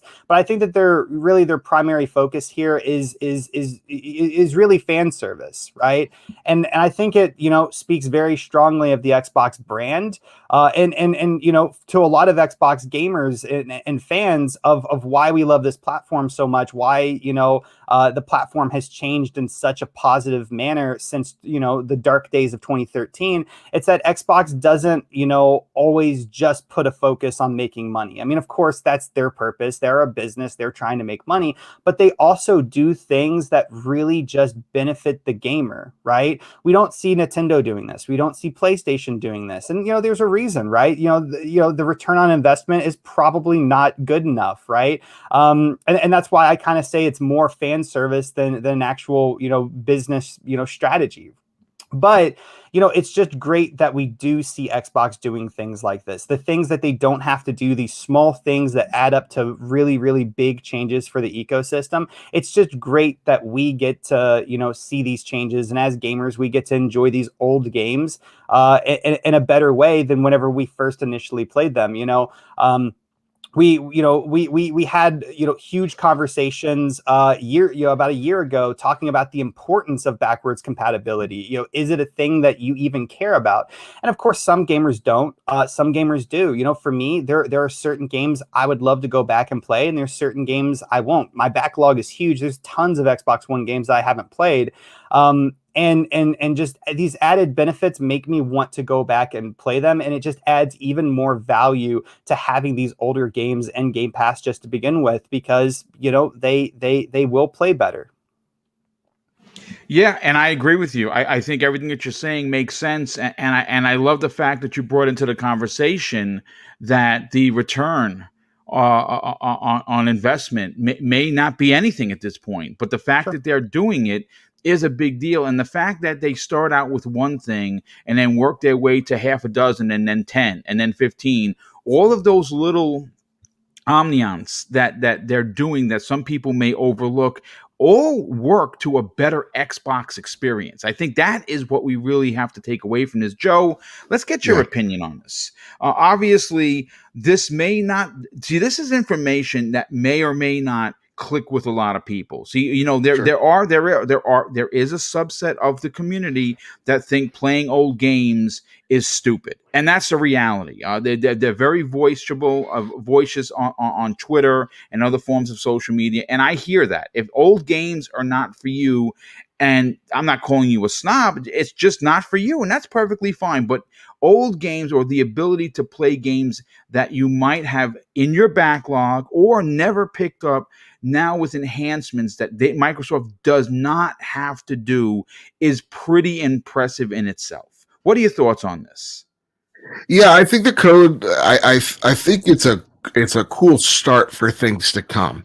I'm personally one of those guys where it's like, yeah, old game is particularly old. And the reason why I can't get into them usually is because mechanics change as time goes on and are built upon and improve, hopefully, as sequels progress. So like, I can't go to like God of War 3 and enjoy myself there. I actually I gotta play the latest and greatest. That's just how my brain works. So like, this news actually doesn't really do anything for me. But I have to appreciate it because it is something that they don't have to do. To me, it's not fan service. I think this is them trying to make their audience happy, so they retain there. And there's a sense of oh, this game or my games or Xbox is going to support the games that I love, and that's why I'm staying here. Like, there's always has to be a monetary incentive. So that's what I'm kind of thinking here. But I appreciate it greatly. And to say that isn't a knock. This is something I definitely appreciate, and I think Xbox definitely does do the best in this. Like, we just watched a 55-minute direct for Nintendo, and how many of those games are re-releases of prior IP. Yeah. Like, look at Nintendo is going to literally charge you $60 for the worst Legend of Zelda, and you're going to buy it. Yeah, right. So I'm the part of the problem, because my Joe, you know how bad I'm a part of the problem. The minute I saw the Joy-Cons, I was like, where do I pre-order? That's the thing. It's like, oh yeah, like, I'm not gonna buy this game because it's bad, but like, those Joy-Cons, I'm like, I don't even own a big Switch, so like, but I'm kind of like tempted. So like, and that's the thing with us. So like, this is cool. Xbox definitely doesn't have to do this, but it's really awesome to see them say, no, our legacy matters to us and it matters to you. So we're going to do these cool, neat little things to help improve games, to give them a longer tail so that you end up going back and buying games that you normally probably wouldn't have if these improvements weren't in there. So it is a neat little way of them to improve the tails of game releases, so that it isn't just a 6 month or a year, maybe 2 year. Not every game has to be a game as a service to have this ever long lasting tail to improve upon the game sales. So that's really awesome. And I think they are the ones that do it the best. I think the ones that do it the absolute worst is Nintendo, and they just keep getting away with it. And you know something, I 100%, Joe. You're really onto something with that. I mean, look, here's the thing. Last week, and again, I'm not loaded with money. I'm a retired dude. You know what I'm saying? You don't make millions working on YouTube unless you have millions of subs. I have 7,000. So obviously, the generosity of the people is how I'm able to get a little extra here or there, or of course have giveaways. But look what I did. And of course, I absolutely admit I'm part of the problem. I had a Switch. I had a launch Switch. It worked perfectly fine. It was beautiful. It did what it was supposed to do. What did Boom do? Well, Boom went out and he bought the Mario 35th anniversary Switch, which I didn't need, and then immediately ran to the store, running with like the Forrest Gump gif that he's running like 100 miles an hour to go get Mario 3D World, which I 100%ed on the Wii. I still own it, but I went out to buy it because I'm just that big of a fan. And that's the thing. So like, Microsoft's doing a lot to improve the way games are developed past and future. And I think the coolest thing, because like, we often, and I'm a big proponent of this, I'm a big fan of this, and I think we often get lost because there's like this thing of like the PlayStation 5 is a true RDNA and Xbox, blah, blah, blah. It's better. It's a better console. We all know this. And, the whole like backwards compatibility, that's cool. Microsoft's the best at backwards compatibility. We know this. The coolest thing that Microsoft has done in the past, 5 years for me, and I've preached it, I won't beat the horse on it here, is like this week they literally said, hey, we're going to make a program that expands compatibility so that our developers are going to make sure that our games are going to connect with everybody and are being able to be played by everybody. That's a really awesome thing, because the one crowd of folks that consistently have always been overlooked is the people like my sister-in-law who have disabilities, physical and invisible. And for a huge corporation to say, you know what, you matter, and we're going to build a space where we're going to make sure that you're going to be able to play games like any other person, and we're not going to treat you differently doing it. That is the coolest thing Microsoft has done. And to me, it does make me a little sad that like this is the biggest story of the week, because I really think that the accessibility portion is the one that gets overlooked, because it's not the coolest thing. Quote unquote. It's not, 13 teraflips. It's not 13 teraskips. It's not backwards compatibility, but you're literally saying, hey, this whole library belongs to everyone. And that is the coolest thing that Microsoft has done. And we're seeing their influence on the rest of the industry as well. And I love seeing big companies like Xbox, and now we're starting to see what developers on the Sony side actually go forth and say, you know what, accessibility fucking matters. Let's give these games to more folks. Because like the thing that really sucks is, and again, it's what Nintendo's the worst with, is like saying, you're going to buy this 10-year-old game, we're going to barely improve upon it, and we're going to add these gimmicky controls that do alienate folks from this game. And to see Microsoft go, no, we're going to improve upon this game from 10 years ago. We're not going to upcharge you from it. And we're going to make sure our future titles are going to benefit everybody. That is an ecosystem that I can clap and be proud of. Yeah, absolutely. That's fantastic points, Joe, as always, brother. I mean, and really, again, you really touched on something. As many people in the community like to clown on Microsoft because they have not, and we're still waiting for the big AAA bombs, and they're coming, and they're going to come in a boatload. The next 2 years, among what they have this year, is going to be an explosion on your sensories. Like, you're not going to know what to play first. But no one ever really gives them credit for the boundaries that they knock down, and I love that you did that. I definitely have to applaud you for that. But let's get VJ's opinion on this, and then we'll bring 3-Bit in, and we're going to get to one of the topics that we may go into a little bit of overtime, because it is a bit of a very heavy opinionated point of view. VJ, listen, with Microsoft taking the Xbox Series X to another level early on in its infancy, how important is this moving forward? And do you applaud them for investing in something that may or may not have a back end boost in funds or sales for games? If you don't know, I'm a massive. I endorse Game Pass heavily. So for me, you have to compliment Xbox for providing. I don't know, how can I put it, an additional opportunity to enjoy older games you individually, perhaps you want to go back to and play and treasure and experience once again. That's the sentiment and the energy that I'm getting from the panel.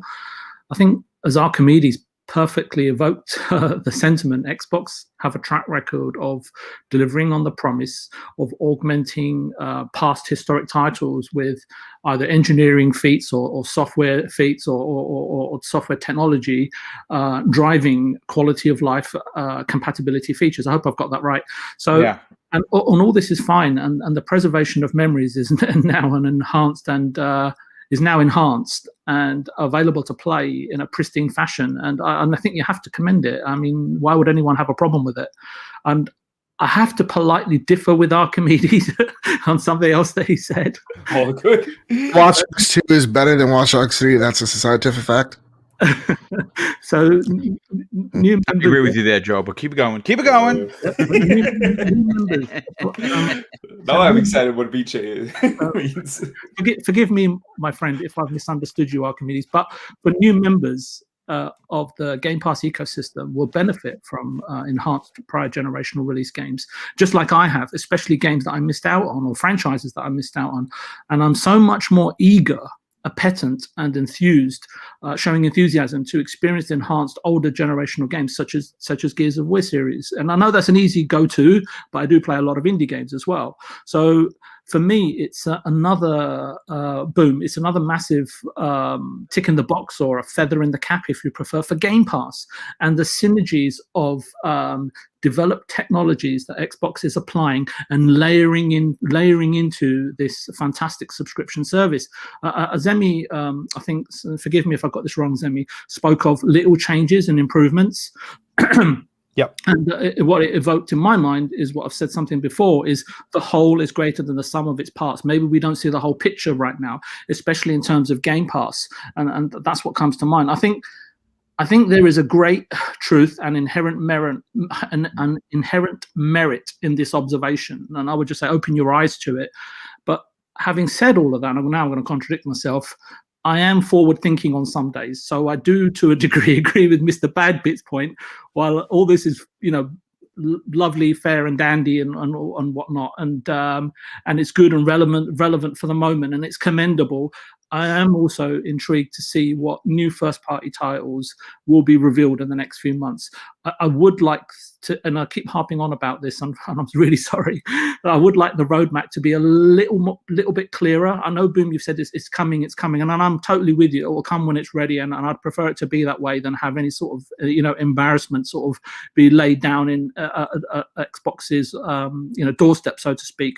And I guess from a business, and for those people wondering when, I guess from a business and strategic perspective, obviously from a consumer perspective, they want to look after us and please us, and that's the sentiment that Phil's evoking, right, and trying to push through his management team and his whole Xbox infrastructure. But from a business and strategic perspective, he's looking at what other companies are doing. He's playing chess with them predominantly, and I guess perhaps that news will drop or coincide with supplies of Xbox hardware becoming more freely available, or if Game Pass subscriptions begin to subside or language. So I guess in some respects, in terms of new news and in terms of what 35 teams are doing in that specific case, I guess they're keeping their powder dry. But anyway, those are my thoughts, Boom. So I love it, and once again, very eloquently done as always. And this is what we love having you on the show for,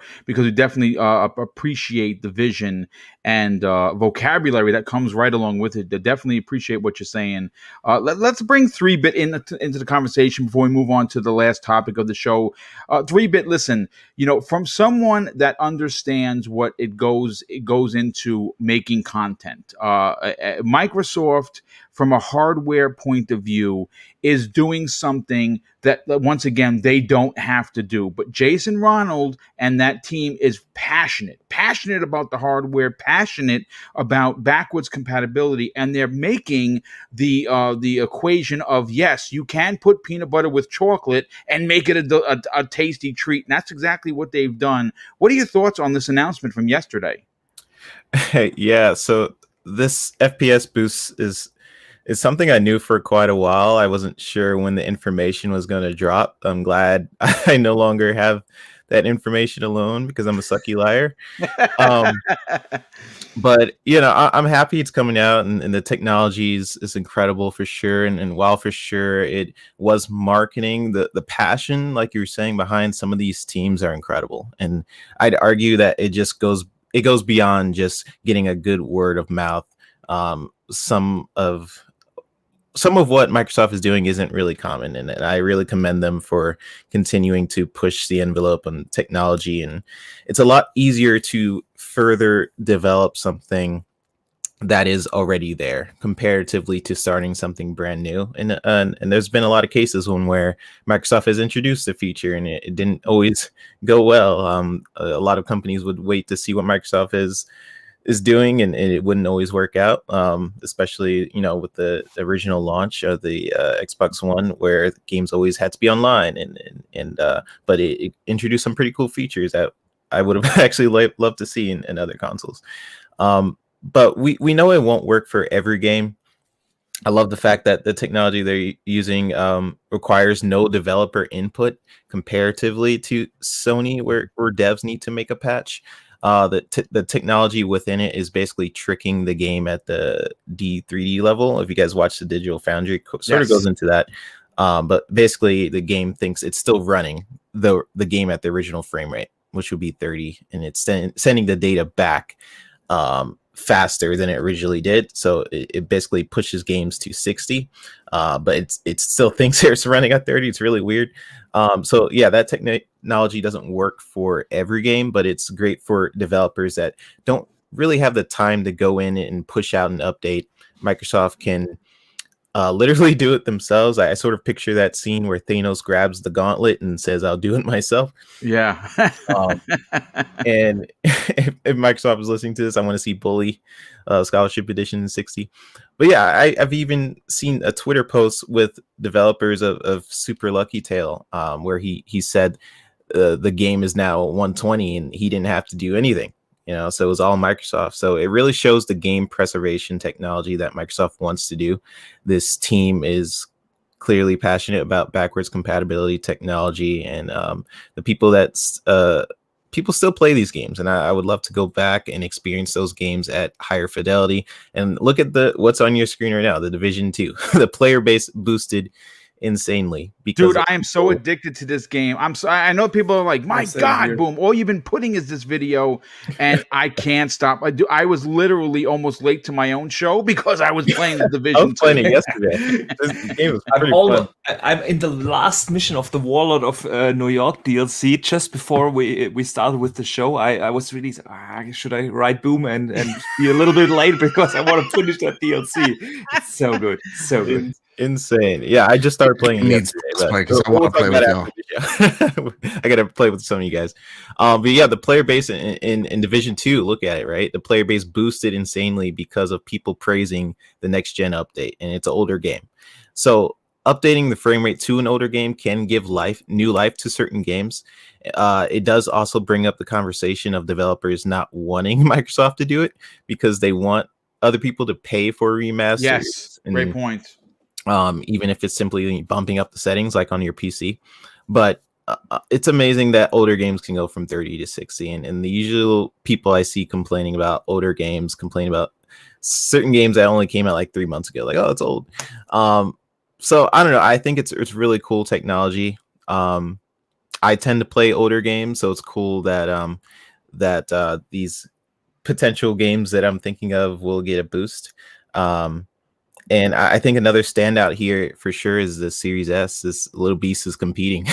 Yeah, that's a great point, dude. That's a fantastic point because yes, the introductory price of $299 gets you what the big boy is doing. And yeah, sure. I mean, there's shortcomings. The memory is definitely an issue.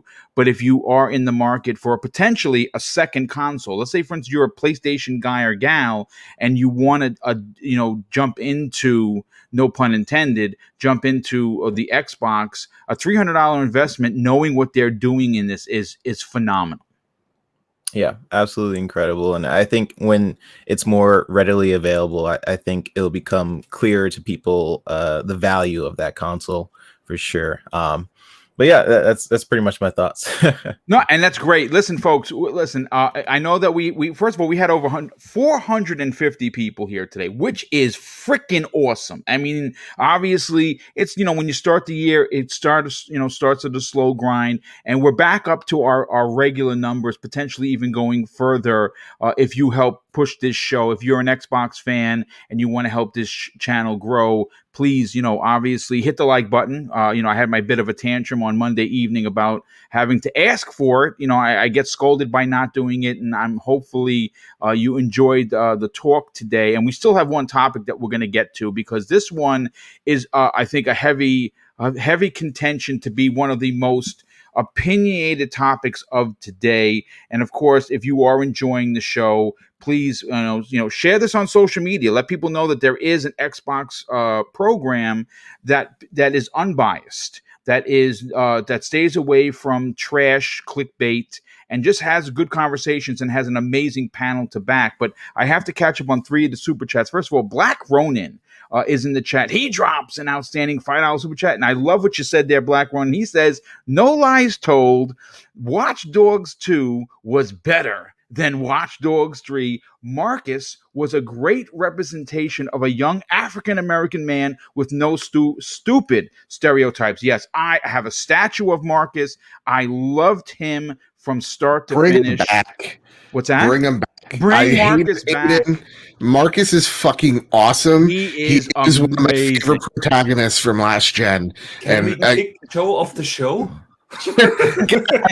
There's enough white guys in cloaks, dude. Marcus was fucking awesome, and I love that. I love that super chat because it just goes to show representation matters. You see yourself in that role, that character means way more to Black Ronin than ever mean to any of us. You know what I mean? Absolutely, 100%. Yeah, gets 100%. Me hyped. We have Michael Kulik drops an outstanding $5 super chat and says, Xbox Studios wish list. I love this. He says, Remedy, yes. Team Ninja, check.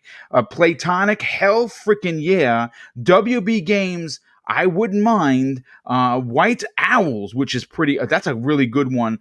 BioWare and From Software. BioWare, Microsoft had their chance back in the days, and they kind of fumbled that, and now obviously I got a strong suspicion, folks, that if Dragon Age does not hit, BioWare is done. So let's pray that they figure out what the hell they're doing wrong over there and get it done. Tempest Sun, friend of the show, and actually panel member on Primetime Gaming, says, holy poop, and I know what you meant by that. The Mortal Kombat trailer was dope. Yes, it was. Yes, it was. And guess what, folks? That comes out in, I believe, April 15th, if I'm not mistaken, on HBO Max. Hello, I cannot wait. But let's get into this. And I know Zemi is two things here. One, he was chomping at the bit to get to this. And two, he has big opinions. So we're going to go to him first. Now, look, this past weekend, social media was once again blazing with the Bethesda exclusive talk. And I think there are two reasons for this. One of which is that March 5th is looming, and that is supposed to be when the deal is finalized in the EU, and obviously they will then become a Microsoft first party. But this is where I think it sparked from. Paris Lily, which, by the way, if you follow me on Twitter, and I think I'm over 6,000 people now, which is ridiculous, to be honest with you. But yes, that many people follow me. Who is a part of, obviously still a part of Gamertag Radio, but he recently joined Kind of Funny's XCast with those lads over there, Snowbike Mike and oh my god, I forgot Gary Whitta. Yes, Gary Whitta, which by the way, Star Wars, I love Gary Whitta. He's very dry, but he's also unbelievably funny at the same time. No pun intended. But and again, I want to just kind of harken back. I added Paris to be able to DM him, which we are now talking, and I want to have him on the show. He is going to come on the show. I think we're going to try and set something up, hopefully, as we get closer to E3, and I'm going to do a one-on-one with him because obviously I'm a big fan of his work, and I'm a big fan of Danny Pena at Gamertag Radio, and of course Pete Rock. That's a podcast that I would listen to anytime because those guys are real. But the reason why I bring up Paris Lily is because while he was on the XCast, the whole conversation for exclusivity once again came up. And he is in the mindset that not only are they going to remain exclusive, it is for the betterment of Microsoft that they do. And the reason he said was one of the biggest points of the conversation is that if Microsoft does not improve their overall acceptance with having banger AAA IPs, this generation is going to be like the last one, where Sony is going to be the console and platform most talked about. And I think he's on to something. But I kind of want to twist this a little different. And I want to bring up the IP I think is 100% exclusive, and that is, of course, the Indiana Jones IP announced that obviously Bethesda's Machine Games is making. Now, there are going to be people in this chat that love what I'm saying. There are going to be people on this panel that hate what I'm about to say. But here is the thing. I have heard the conversation from both sides of the coin. And one of the particular ones that keep coming up is, well, wait a second, Boom. LucasArts games would never allow a Disney property to be exclusive. That's why they have Bethesda doing it. And this is where I have to say I poo-poo that immediately. A little game called Spider-Man by Insomniac Games is exclusive. I mean, Spider-Man, the face of Marvel, for Christ's sake, is exclusive to the PlayStation brand. So having Indiana Jones be exclusive to PC, to Xbox, to your tablet, your refrigerator, your phone, your TV, and xCloud later on is not keeping it so much exclusive like Sony is, allowing Spider-Man to only be playable on a PlayStation console. Now, the reason why I bring this up is a particular interview that Phil Spencer had many years ago when, of course, the nightmare scenario of Tomb Raider being exclusive for a year came up. And he specifically said, I quote, "I wish we had an IP like Uncharted, but we don't." And they still don't. So getting Indiana Jones as an exclusive IP for your service in Game Pass, for your players on Xbox, PC, toasters, and ovens alike, is not really exclusive enough where it's like Sony. I think it's going to get done. Zemi, I know you have some other thoughts and theories about this. Besides Bethesda and all of Bethesda's games outside of the MMOs being exclusive, which I'm still going to stake and die on this hill until I am proven otherwise. What are your thoughts on the potential of Indiana Jones, which in my opinion should be, being exclusive to Xbox? You know, I'm not going to say that it wouldn't ever possibly happen. However, I think that the likelihood steers more to it being, at best, a timed exclusive, right? But why is that? Well, why is that?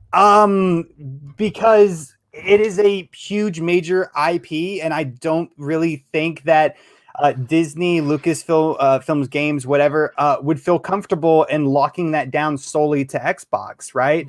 There's going to be, monetarily, there's a lot of reason to put it on PlayStation, right? We don't know exactly how the game sales are all going to line up, but Sony isn't. It's not like the Sony platform has died and is not relevant anymore, right? There's a lot of money that they can make by publishing the game on both Xbox and on PlayStation. And you make the argument that Spider-Man is a Sony exclusive, which it is, but I think that the situation there is a little bit different. Like, yes, it's the same company that that owns Indiana Jones, owns Spider-Man, but the difference is that Sony does have actual rights not to the game, not to the game, but they have leverage with the movies. Watching the chat go out to Zemi, the pitchforks they do have leverage with the movies, right? And so because of that, they can work out those types of deals, right? I don't really see Xbox being able to work out those kinds of deals. I just don't. Is it possible? Sure. I mean, it is possible. Anything's really possible, right? To say that it's 100% not possible, I think would be a little I don't know, a little rash for me, right? But I just don't think it's very likely. That's actually one of the only things that I really kind of somewhat agree with Paris Lilly. During his that podcast that you were mentioning before, he also believes that, chances are Indiana Jones is not going to, be exclusive 100% to the Xbox platform, because he doesn't believe that, Disney would be willing to do that to one of their franchises, to one of their IPs. And for that, I definitely think that the likelihood is more of we won't see it as a 100% exclusive. Maybe it might be timed exclusive. Maybe there might be exclusive DLC that you can only get on the Xbox platform. But I definitely am more on the side of, I think that we will see it go to PlayStation. Then I think we're going to see it 100% as a lockdown exclusive. I just personally think that makes sense. And I think it's going to PlayStation for two totally different reasons, though. Yeah, I don't think we'll get to you in a second, Joe. I'm going to call on you next. Of course, I want to just kind of focus on keeping this Indiana Jones as not, expanding to other Bethesda games, because if we do that, I mean, we could be here for the next 2 hours, right? You and me, we had this discussion many times, many times, but we had one discussion. It was literally just you and me in a podcast, and we talked about this for 2 hours. It's a huge topic. A lot has already been said, but a lot is, could still be said about it. So I'm just going to keep it to the whole Indiana Jones, topic. I get where you're coming from. I don't agree with it. I think that there's, that there's more to benefit with Disney allowing this game to be put on multiple platforms. And I think that there's a lot to gain by Xbox agreeing to those terms, right? Because, don't forget, yes, Bethesda, they're making this game. Well, not Bethesda, Machine Games. They're making this game.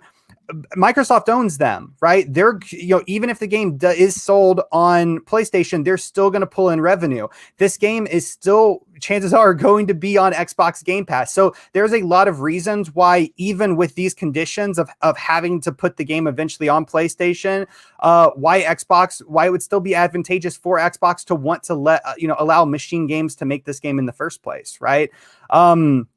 I just think that there's more reason to say it's going to go to PlayStation than that it's not. I mean, listen, I hear what you're saying, but my argument to you is that in no world, whether it be this dimension or 10 dimensions over, whether it's Earth 616 or 719, Spider-Man is a much larger character than Indiana Jones on any day. Spider-Man could be naked and covering his thing with just a leaf, and it's bigger than anything Indiana Jones has done in the past century. Let's just say that. The last Indiana Jones film did not hit. Everyone hated it. The last Indiana Jones that most people like are with his pops, who unfortunately passed away. And so, I mean, again, take it for what are we even getting a new Indiana Jones? I will say this. I think, and again, I'm not trying to say that you should hold IPs away from other gamers. I support multiple platforms, and I'm going to say this, and this is going to be a dick move on my part. If you want to play Indiana Jones, then you have to buy an Xbox or play on your PC. And if you don't want to do it that way, you can play by paying $15 a month on your phone, your tablet, your refrigerator, your toaster, or your TV. See the difference here. And this is where I think really is the stake in the sand, is that unlike Sony, who tells its players and its potential new consumers, hey, over there, you're an MCU fan? Well, yeah, Spider-Man 3 is coming out and it's got 17,000 bad guys in it. But if you want to play the next Spider-Man game, whether that be the Spider-Man 2 proper, you need to play it on a PlayStation 5. Oh, you don't have one? Tough titty. You have to buy one. Oh, you want to play it on PC? Well, you can't play it there either. You want to play on your phone? Well, you can't do it there. You got to do it only here. So I'm gonna but they're also two different companies with two very different business models, and we have to remember that, Boom. We can't forget that. So I'm going to stop you right there. Stop everybody right here, because I feel like we'll go in circles. We'll say the same thing every other week here. Sure. Spider-Man is going to be a multi-plat one day.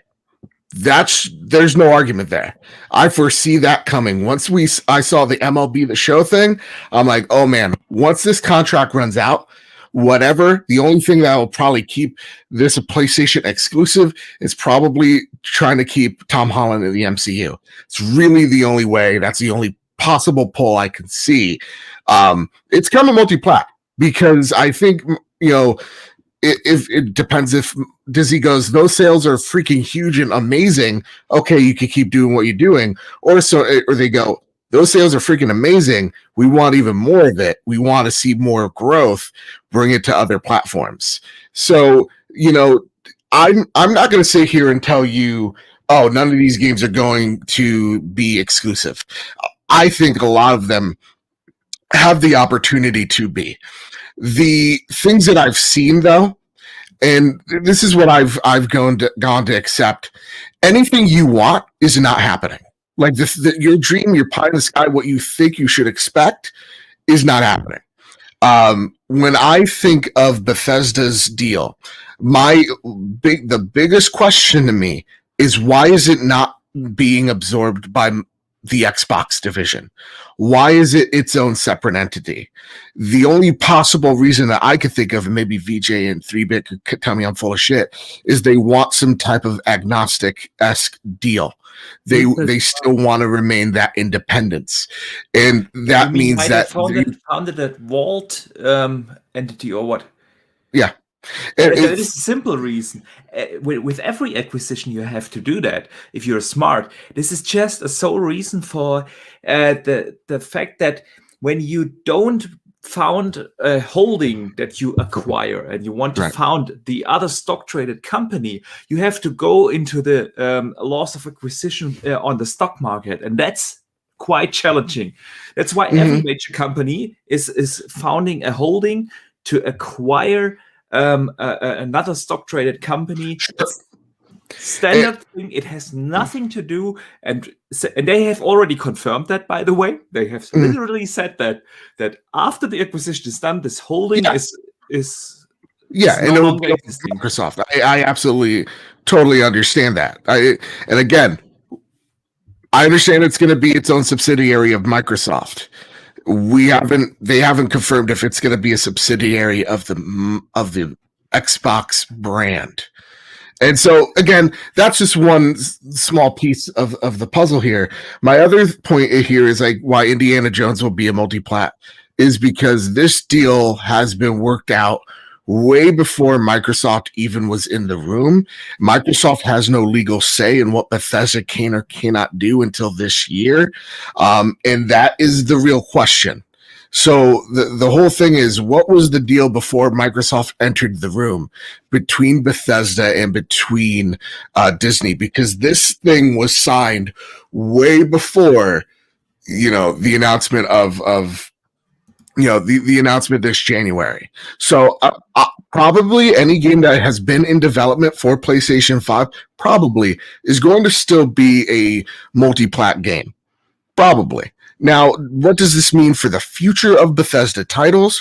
It means I think the future is they're going to transition slowly but surely into being probably an exclusive brand of the Xbox platform / ecosystem. I think you're going to see what any new IP that Bethesda makes, any new IP Machine Games makes, any new IP that is going to be coming out from them, you're going to see on that Xbox brand for sure. When it comes to the Fallouts, when it comes to the Elder Scrolls, there are question marks, but I don't think any of us can definitively say this is definitely what's happening. We will not get any confirmation. It's again, this is right now until Microsoft. Yeah, right now until Microsoft actually confirms, this is all speculatory for sure. Yeah, because to be honest, the coolest thing about this deal, like when we see Outer Worlds, a great example, that game, that game and its expansions have been published on PlayStation after its acquisitions, right? Microsoft is, how can I say this? Microsoft's in a position where it's about ecosystem, and it's about making sure that their studios are comfortable enough. So I really do think that the future of Bethesda is looking exclusive. It's just not the immediate future, because the real question is, like, and personally, I don't care if any of these games are exclusive or not, but I think the real selling point is, yeah, you could pay $60 on this platform, or you could pay $15 for this game and like hundreds of others. Like, I think that is the real deal here. That's the, like, honest to goodness, like, I always wait for a sale for Outer Worlds. It's never coming to PlayStation. It's always going to be $60. So I'm still looking at, like, shit, you know what? It looks like I'm not going to get my trophies, but I'm going to be playing this game on the Xbox. That is the true exclusive here that we all miss out on. Is like, I could be playing Dirt 5 on my PlayStation, but I waited until it came to Game Pass. I think that's the truest form of success for Microsoft. Again, I feel like we often go, this is an us or them, let's paint PlayStation to Xbox. PlayStation did this one thing, so we're going to go and get them back. I just don't think that is the best way to look about it. I really do think we have to look at the existing deals that were in place before Microsoft came in. That's what I think. We're a perfect example of that is Deathloop and Ghostwire Tokyo. These are games because, like, honestly, boom, what's stopping those games from Microsoft? Like, Microsoft going, no, those are exclusive on our platform now.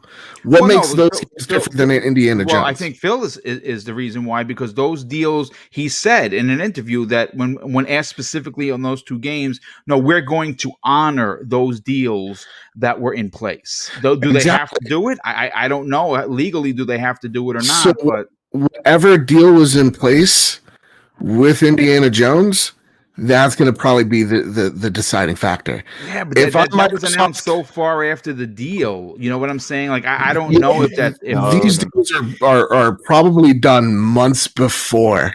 I don't know, Joe. But it wasn't. But it was just a development deal. See, the thing here is, everyone is always saying, Disney does not want that IP to be exclusive. Disney doesn't care if it's exclusive. They really don't give a shit. The only thing they care about is that their IP is treated well. That's what they care about. Yeah. That's what's in the contract. They have to deliver a certain amount of quality in the game.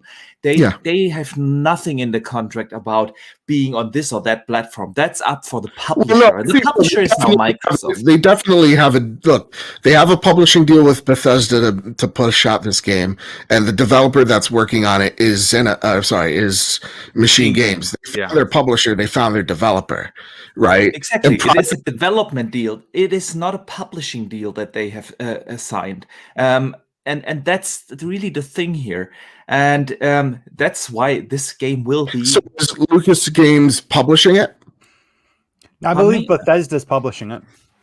That's what I'm saying. Bethesda was the publisher, and guess who is now Bethesda? That's Microsoft. Or but Xbox. It's not. What Joe's trying to say is that we know that Bethesda is publishing it. I believe that was shown during the trailer. So there has to be some underlining, contract that was signed with Disney that allows Bethesda to be publishing it. And in that contract, it might have said that this game is going, multi-plat.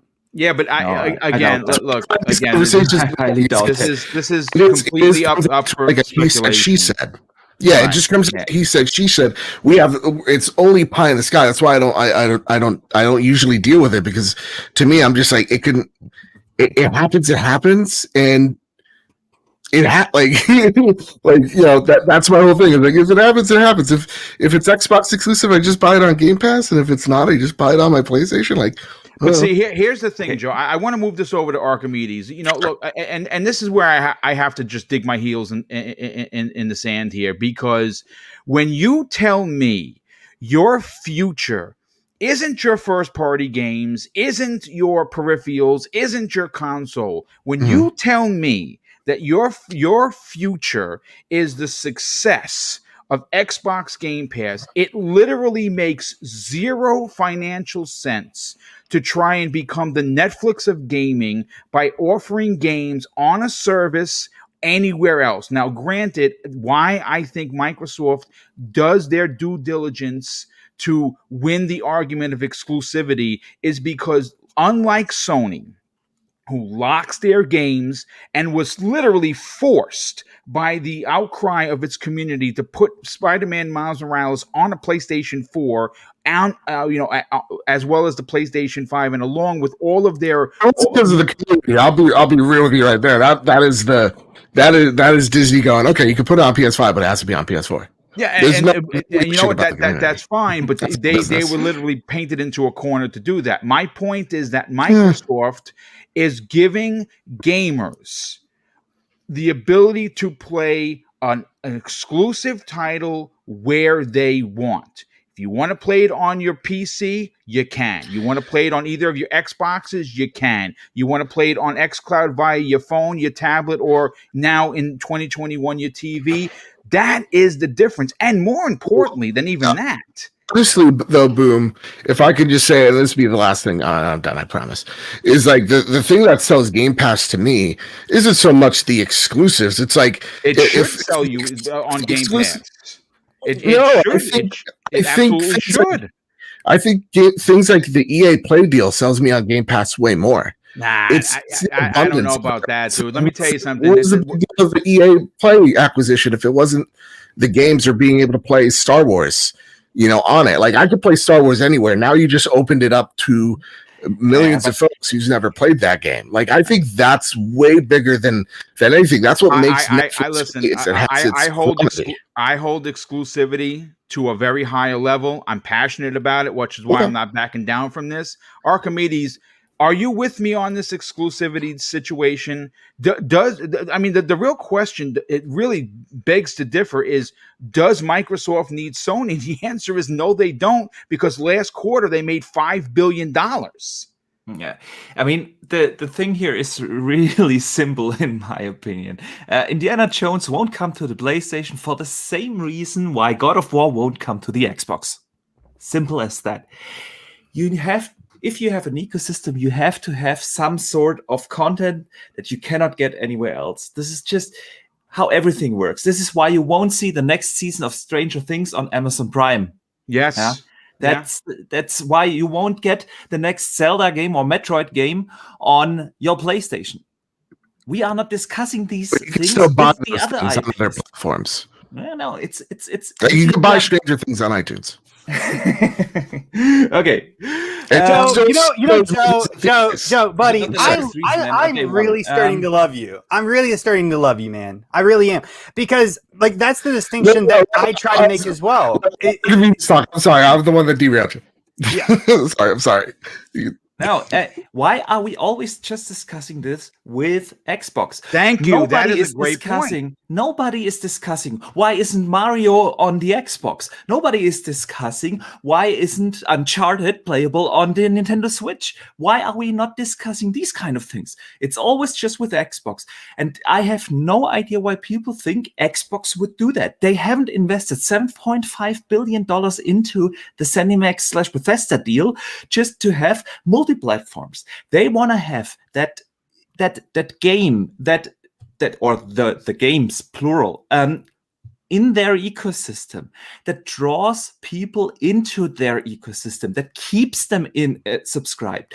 If they want to reach for those 50 million plus subscribers in Game Pass, they have to have more than in quotation marks older games, because that is the big criticism from a lot of PlayStation fans. We have discussed earlier about Paris Lilly from the Xcast. I have recently listened to another show from Kind of Funny, where Tim Geddes and Greg Miller extensively downplayed Game Pass. Yeah, it's not worth it. Tim Geddes said it's not even worth $1. Because it's older games. It's just older games. And you have that mindset with a couple of dudes out there. But as soon as you cannot play Indiana Jones or Starfield or Perfect Dark or Fable and so on, and these kind of games, if you can only play them in Game Pass or the Xbox, suddenly that ecosystem has a lot more attention. And I have no idea why people always think that Microsoft wants to have their games on every platform. That's not what they are about. They want to have their ecosystem on every platform. You know when you can play Indiana Jones on your PlayStation? As soon as you have Game Pass on PlayStation. That's when you get to play it. But that's the only reason. They have no desire to bring multiplats out. They have the desire to extend their ecosystem. That's all there is. I listen again. This is folks. Listen, if you're hanging around, thank you so much for. I want to thank the panel for being here extra. Let's get to VJ on this. VJ, look again.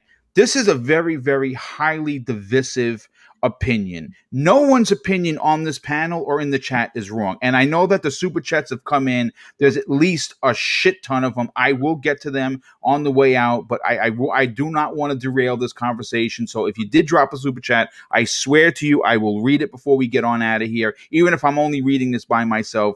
VJ, for you, hearing both sides of the argument, I think both sides have painted very, very acceptable pictures. Why is it that Microsoft is always the company discussed that their game should be everywhere else, but does not work for PlayStation or Nintendo?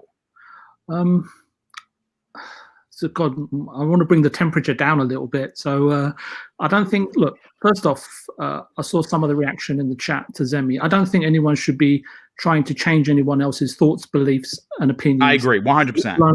Let alone expunge them. That's terrible. What I believe we endeavor to do on this podcast, at least, and why I'm really happy to be on it as long as I'm invited, is that on a consistent basis, I might add, is provide food for thought.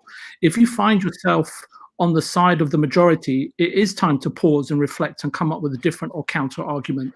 That's what good businessmen do, and that's all Zemi is doing. It seems paramount or of sort of great importance to me, at least, to test what may seem to be sound and logical thinking. It happens in business every day, and you don't have to agree as to what another has to say. That's totally fine. An appreciation of how another thinks perhaps is a better way to cordially address any disagreeable scenario. What can be difficult to see for me is the vigor with which the audience express their disapproval with the choice of song. So especially when something someone thinks or is being different, the question then becomes, some things, will they ever change? Anyway, that's probably another debate entirely. Look, I have my counter thoughts and suggestions in terms of Bethesda's IPs, what business and visionary track that Xbox are on, and we often talk about the antiquated business models that Sony and Nintendo have. But let's stick to the Indiana Jones, because I'd like to respect the question that you've asked rather than take it off on a tangent, especially due to time constraints. But as Zemi put, we'd probably be here for another 2 hours, probably another 2 days. But Sony had or licensed Spider-Man. I don't know what the exact nature of that deal was, but let's say they licensed it. But Insomniac was in Xbox's hands when Sony had pretty much discarded them. Microsoft funded the development of Insomniac's engine, improved the development environment, and when Sunset Overdrive only scored 8 out of 10, a new IP, I might add, and it was dropped by Insomniac was dropped by Xbox. Blame Xbox and Phil's antiquated management for a lack of vision entirely. Did Jane Kavanaugh of SCI IDOS drop Rocksteady when Urban Chaos scored 7 out of 10? No, she awarded them with the Batman license. The rest is history, and Xbox simply don't learn or acknowledge certain lessons. And I have pointed these out on such a consistent basis on several podcasts. Perhaps Phil should hire her, but I think she's retired at the moment. So don't blame Sony for Spider-Man Insomniac's wonderful incarnation, shall I say, of said IP.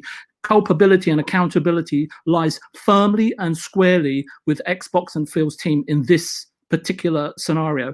To be fair to Xbox, Bethesda, is it Machine Games? Is it? Yes, Machine Games is making it. Yep. Indiana Jones, they are taking a huge risk with said IP. And boom, you made a fantastic point. It's dead and buried. No one was even remotely interested in it, right? Yeah, everything has popular like 20 years ago. Yeah, exactly. Everyone still real me, damn it. I would guarantee if you set out a poll everyone, are you nervous about the over the Indiana Jones game?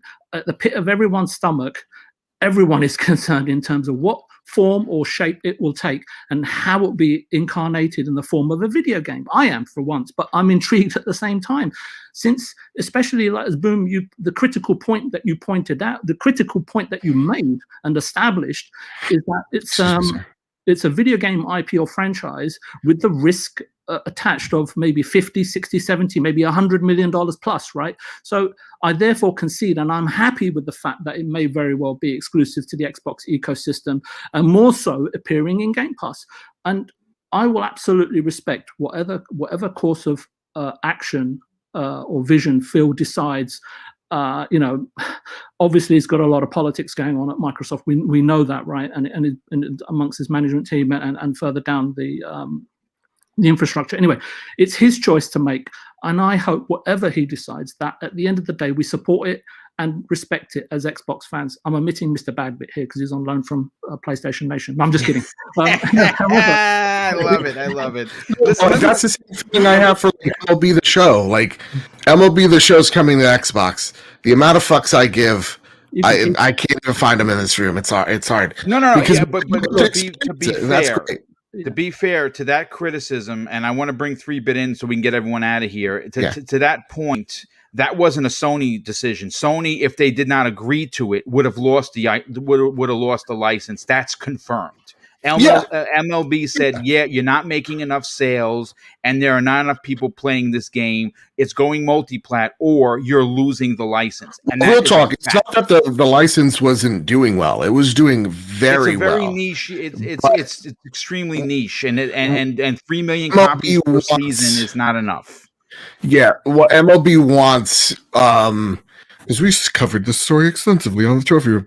What MLB wants is the fuck you money that comes from Madden and FIFA. That's what they desire. So like they're like, yeah, this game sells well. We know it could sell even better though.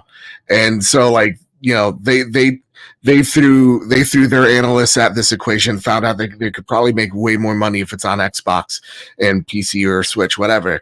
And that's what's happening with that deal. It was like, yeah, people like it and people genuinely like your games way more than those 2K abominations, but we also want money. And then Sony's like, okay. You're absolutely right. So 3-Bit, you now listen, no one's asking anyone to pick sides. Your opinion is your opinion. That goes for everybody in the chat, goes for everybody on the panel. But I still find it, and a lot of people in the chat are saying, you know why people think that way? Because Minecraft is available everywhere. Minecraft's available everywhere because that was part of the promise that was made, that they would not make it exclusive. And quite frankly, they're making gazillions of dollars on it.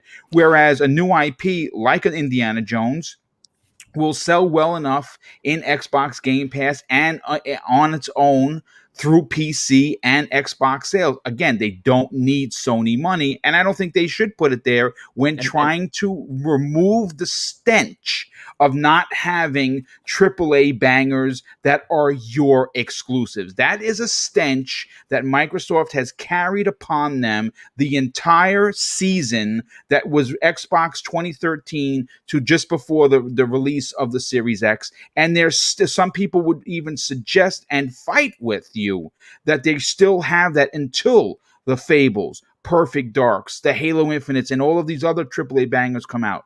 What are your thoughts on this, 3-Bit, knowing a lot of the minutia behind the scenes that goes on with these deals? Oh man, there's a lot of different topics going through my head when you guys are talking. But I think my stance on it is pretty much with Archimedes.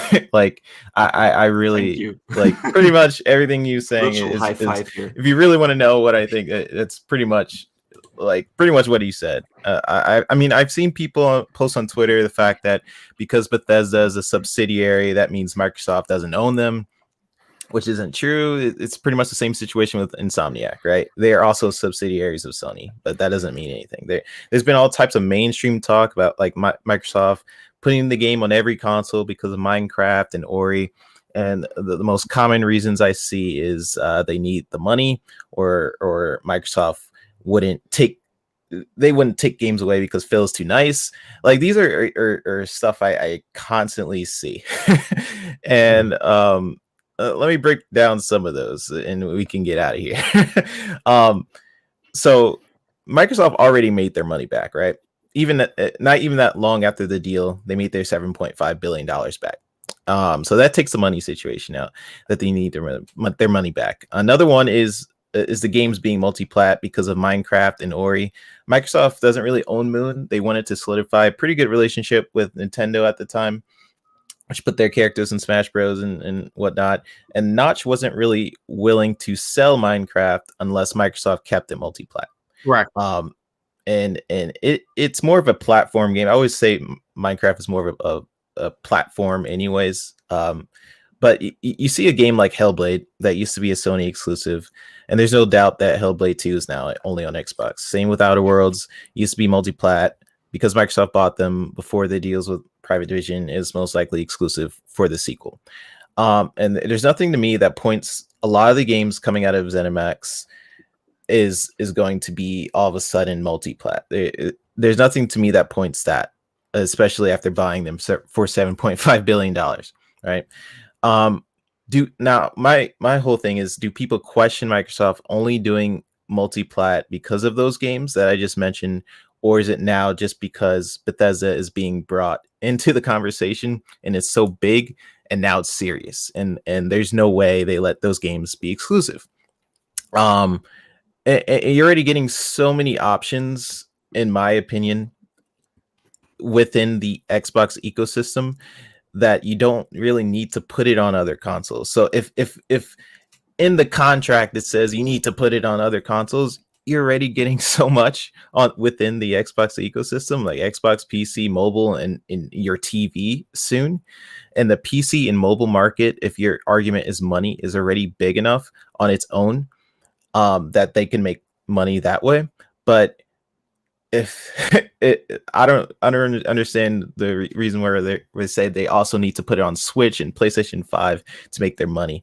They don't really need to make, like, when it comes to like the deals like with Ori, they wanted to solidify a deal with Nintendo to put Game Pass on Switch, and it fell through. For sure. Yeah. I'd argue to that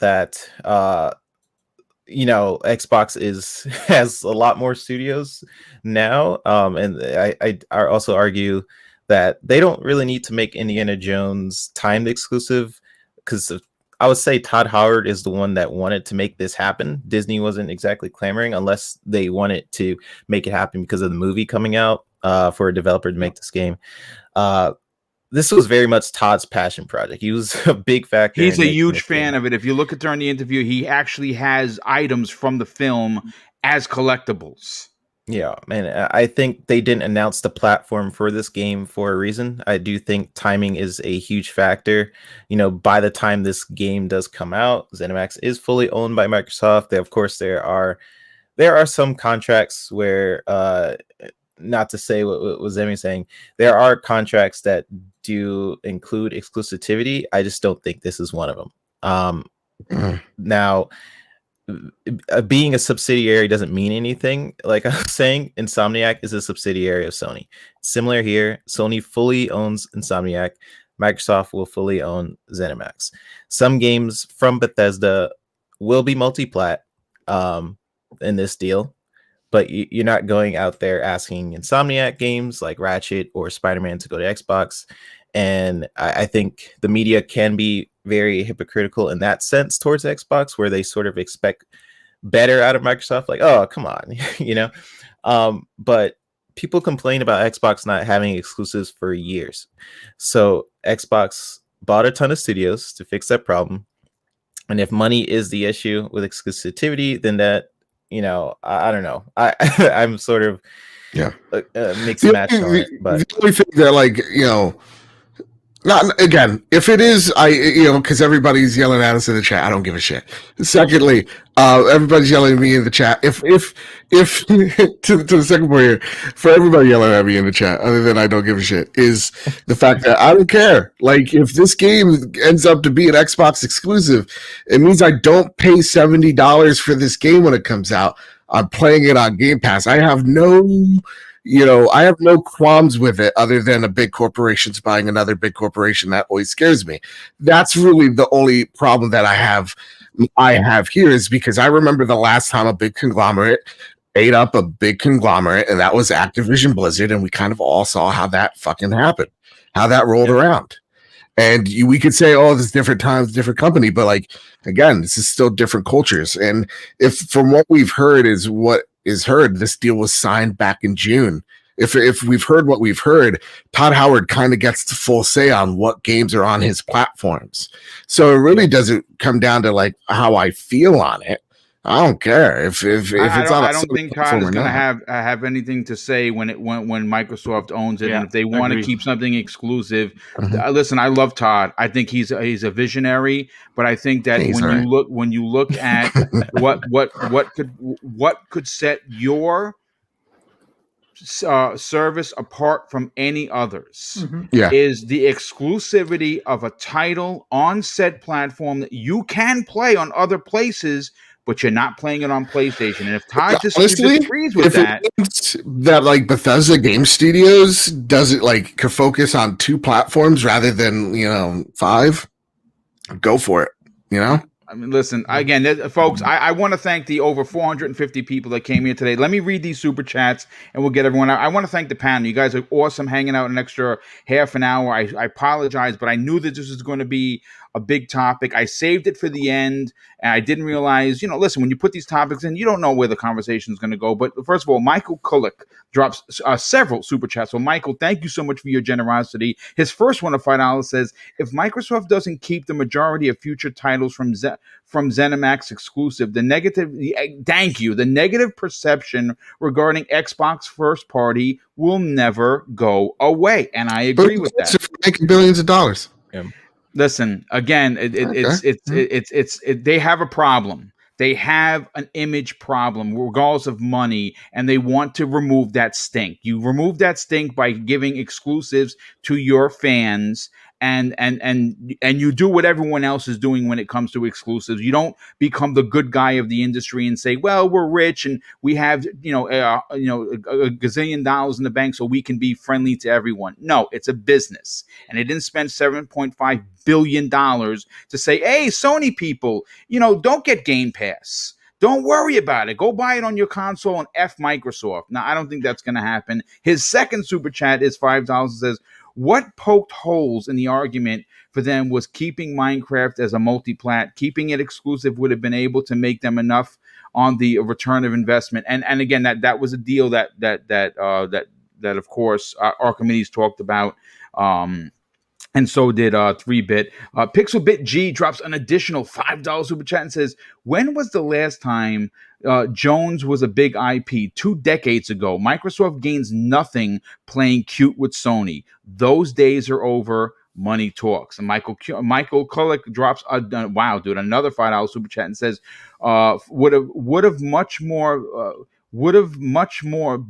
valuable for them if they had locked it down. Maybe I don't know, but Keo Walker drops an outstanding $5 super chat and says, by the time the Indiana Jones game comes out, Game Pass may have 50 million users with that number, Microsoft will have leverage. Indeed. I mean, they're probably cross 20 now. Michael Kirk, drops another $5 super chat and says, I think it's fair to say Elder Scrolls 6 will be an exclusive. The franchise has a history of exclusivity on Xbox, so it wouldn't be too far-fetched. Indeed, he drops another one for $5 just to say exclusivity. Michael, your generosity is bananas. Thank you.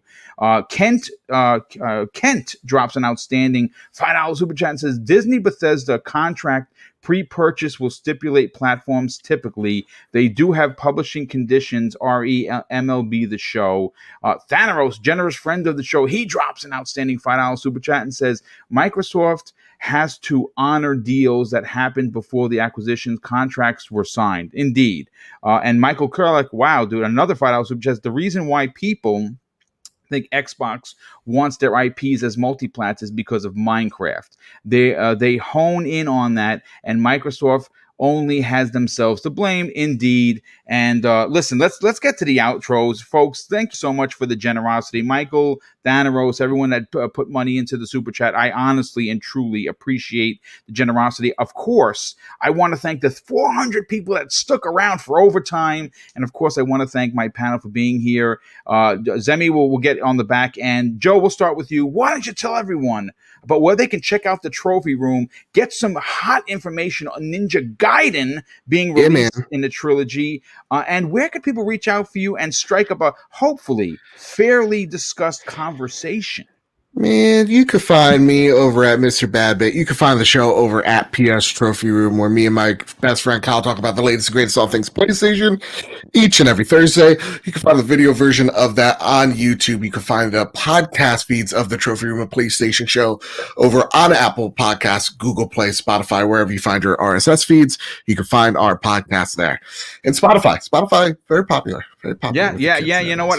That's and you know something. That's thanks to you. Thanks to seeing how you do things is why Double Barrel Gaming and all of the podcasts are on Apple Podcasts, Google Podcasts, Spotify, all of the podcasts you like to listen to. Guess what? Double Barrel Gaming is there for your listening. If if you don't want to burn out your battery with YouTube, let's go to a lot of comments, by the way, of that. Like, hey, thank you for having this.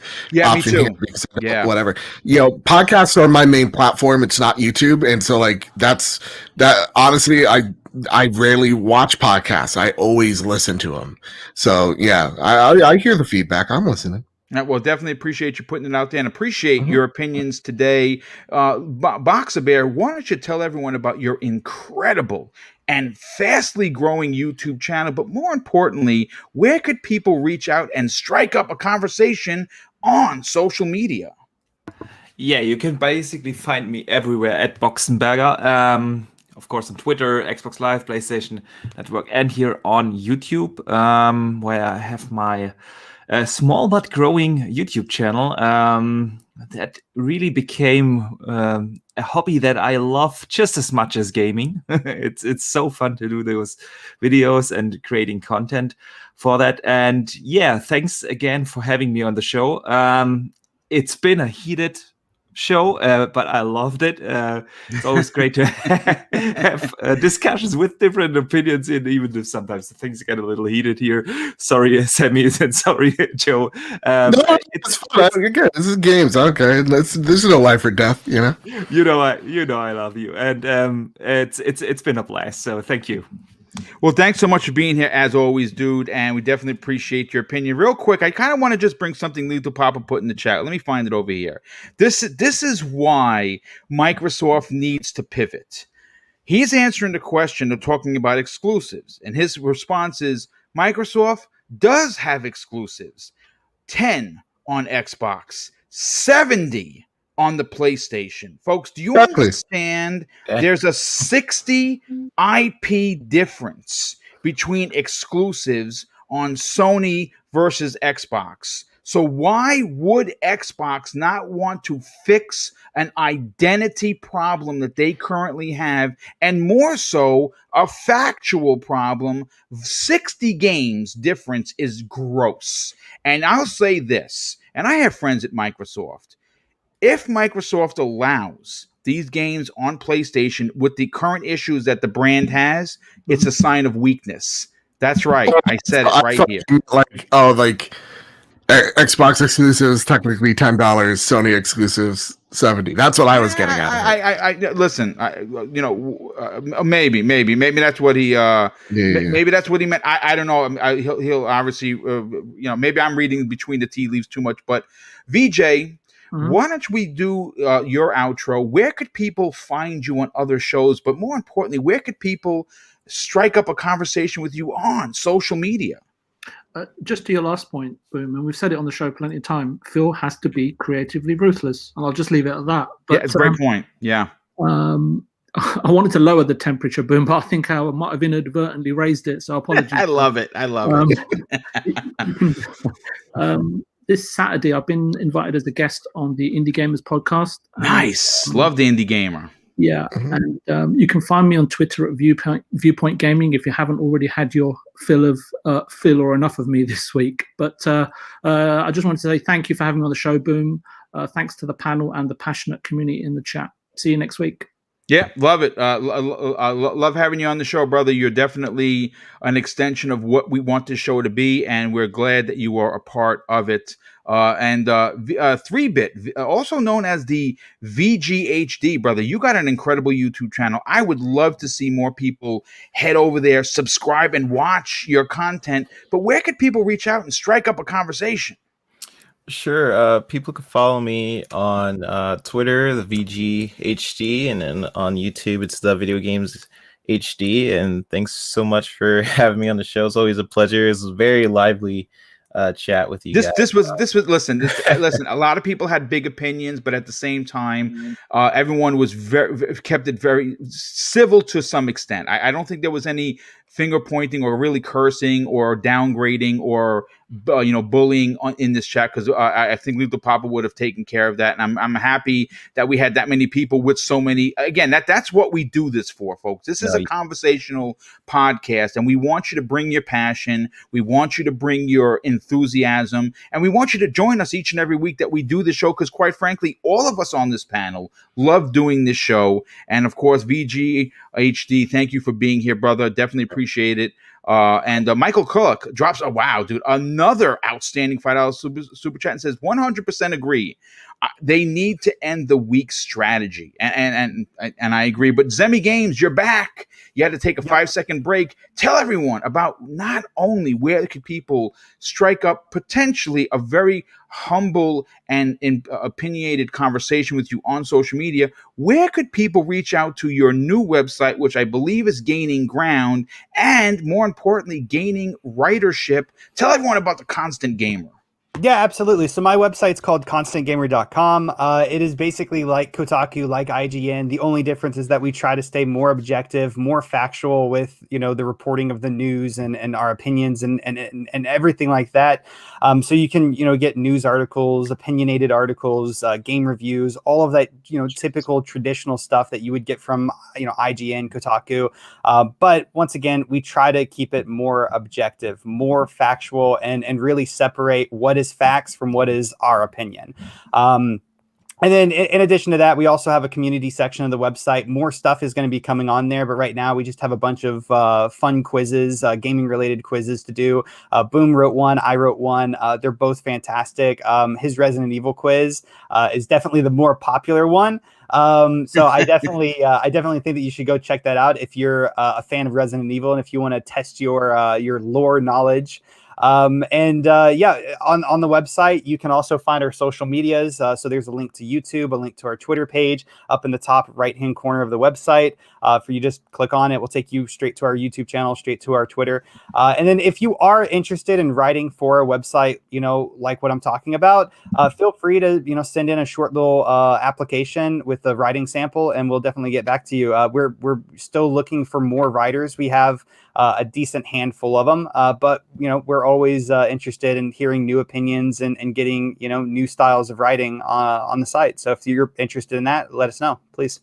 Yeah, well, thank you so much for being here as always, and definitely I'm already looking forward to next week. Tomorrow morning's Breakfast at Boom, 10 a.m. Eastern Standard Time. We have a ton of incredible topics, one of which, Joe, I know you are going to have a big opinion on. Stadia blames Xbox for closing their gaming division. Folks, this is outrageous, and yes, I can't wait. That's a good one. That was going to be a good one. Yeah, they actually said that. We're going to be talking about the Ninja Gaiden trilogy that was just announced. And yes, it's coming out for Xbox. Plus, we're going to be breaking down the Nintendo Direct. What was there, but what wasn't, and along with some other stuff. So tune in tomorrow at 10 a.m. Eastern Standard Time for Breakfast with Boom. But once again, folks, thank you so much for being here.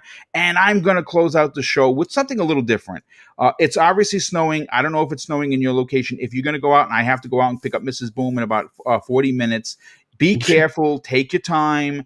If you're going to be out there walking, obviously, stay safe. wear your mask, wear your gloves. COVID's a real thing. And of course, something that my dad taught me, I think now is more important than ever. And that's this: treat others how you want to be treated. And also, it doesn't cost anything to be nice. You live by those rules, and I can guarantee you're going to have an awesome day. So take care, everyone. And we'll see you next week on the newest episode of the Xbox Factor Podcast.